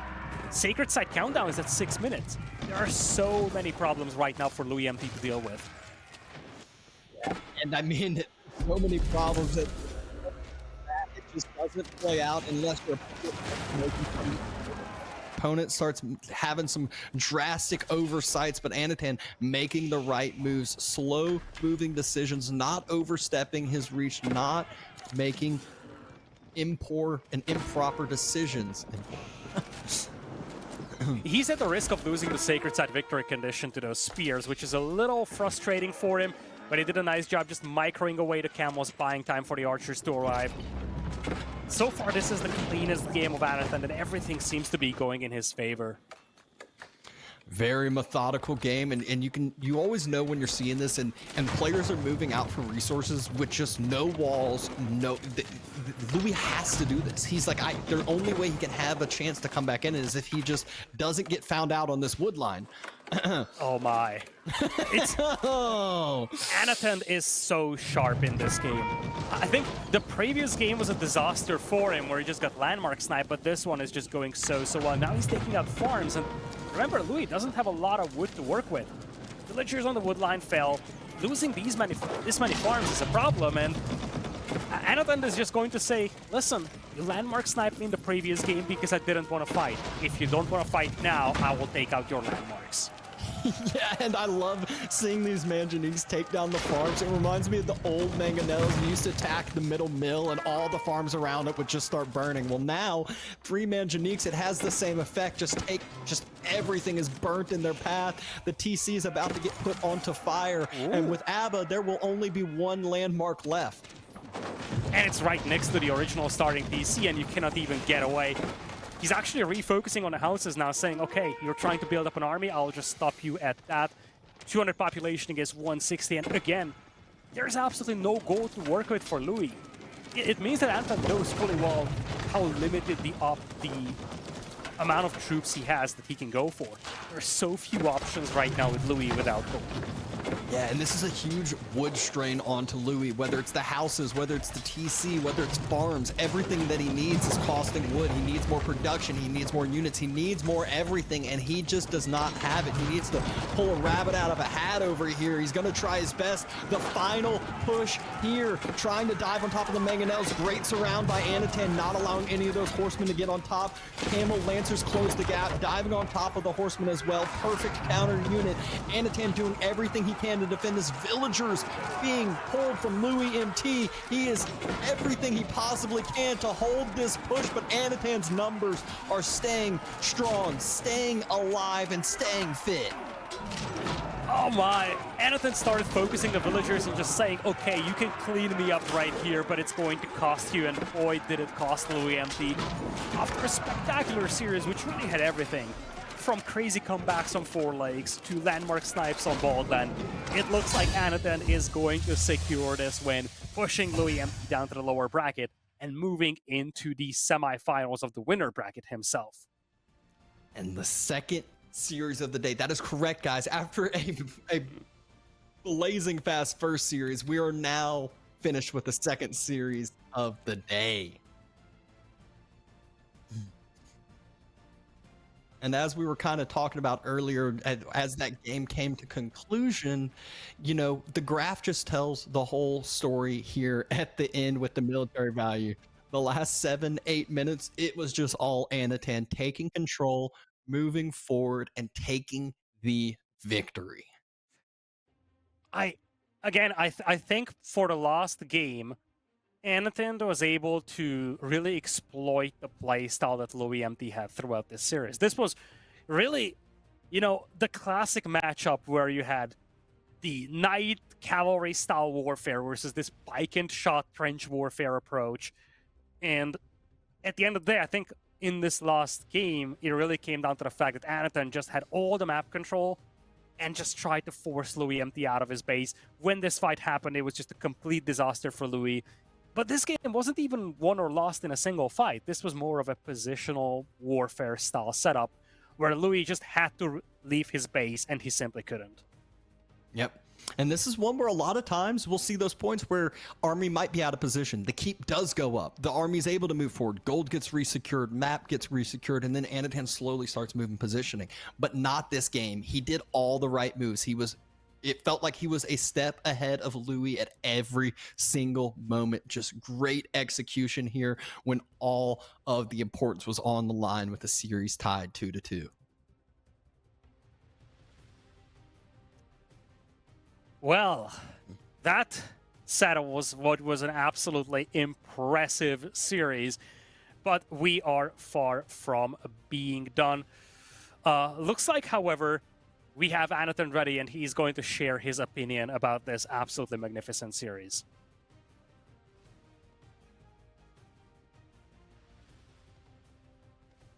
Okay. All right, Anotand, big congratulations. You can breathe now. You can. All right, long series though. What'd you think of the series? What was kind of your thoughts there at the end? To be honest, after 4 legs game, I was super scared because I felt like I drew super hard, and it was like kind of hard to psychological to go and play more and more games. But overall, I think me and Louis like understanding game like pretty similar. So it was more about like draft wars, yeah. Yeah, I feel like with what you just said, it's so easy to have the series tied 2-2 and go, yeah, I should be up 3-1. The series should already be over. But you move past that. We saw game number 5 going into it with ABBA versus a Ubids. Were you comfortable with that Civ matchup where you kind of knew the game plan? Because I feel like a lot of times there used to be this point where ABBA just outboomed a Ubids and it felt like they couldn't catch up if they don't have their timing early. To be honest, I never played IBIT at Hilldale and like maybe few games at IBIT at all. I never practiced this Civ. So I was a bit shaky, but overall my idea was fine, I think. Yeah, you could have said that you'd practice that exact strat 100 times over. I would have believed you. The execution was exceptional there. So going back to that 4 legs game, obviously it's one that you mentioned it. You had the leg up. It felt like for a little bit. What do you think like went wrong for you in that game? What could you have done differently? I think my jab was not on point. Plus, I don't know, it's kind of hard to make right unit composition versus his army. Like, I'm trying to fight, but I'm multi-D and I can't win. What the hell? So I decided to go for what's the best jab and Yeah. Well, obviously hindsight's 2020 there, and it's one that, you move past that one quick. You were able to secure the next couple games. Final thoughts concluding the series. Obviously, you've solidified yourself in the winner's bracket. You don't get kicked down to the loser's bracket. So anything for us in the series coming up? Yeah, well, few words. Don't pick Hilldale as a home map. You pick it, you get best spawn. Without gold, you lose. Just don't pick it, please. Yeah, there you go. The end all be all is don't pick Hilldale. I mean, yeah, I feel a bit sad for Louis because like it was not even a game because of spawn, but it's his choice. Yeah, it's definitely an unfortunate thing at times, but big congratulations to you. 3-2 always feels good to be able to breathe, be able to move on from the sidelines and watch, scout, game plan for your next series. So obviously we'll be cheering you along. We'll be looking for the next series at hand. But for now, there's still 2 more to cast here for us today in the losers bracket. So I'm sure we'll be either moving along to a break before the next series or potentially moving on to the next series here. I haven't looked at Discord in a second. Okay.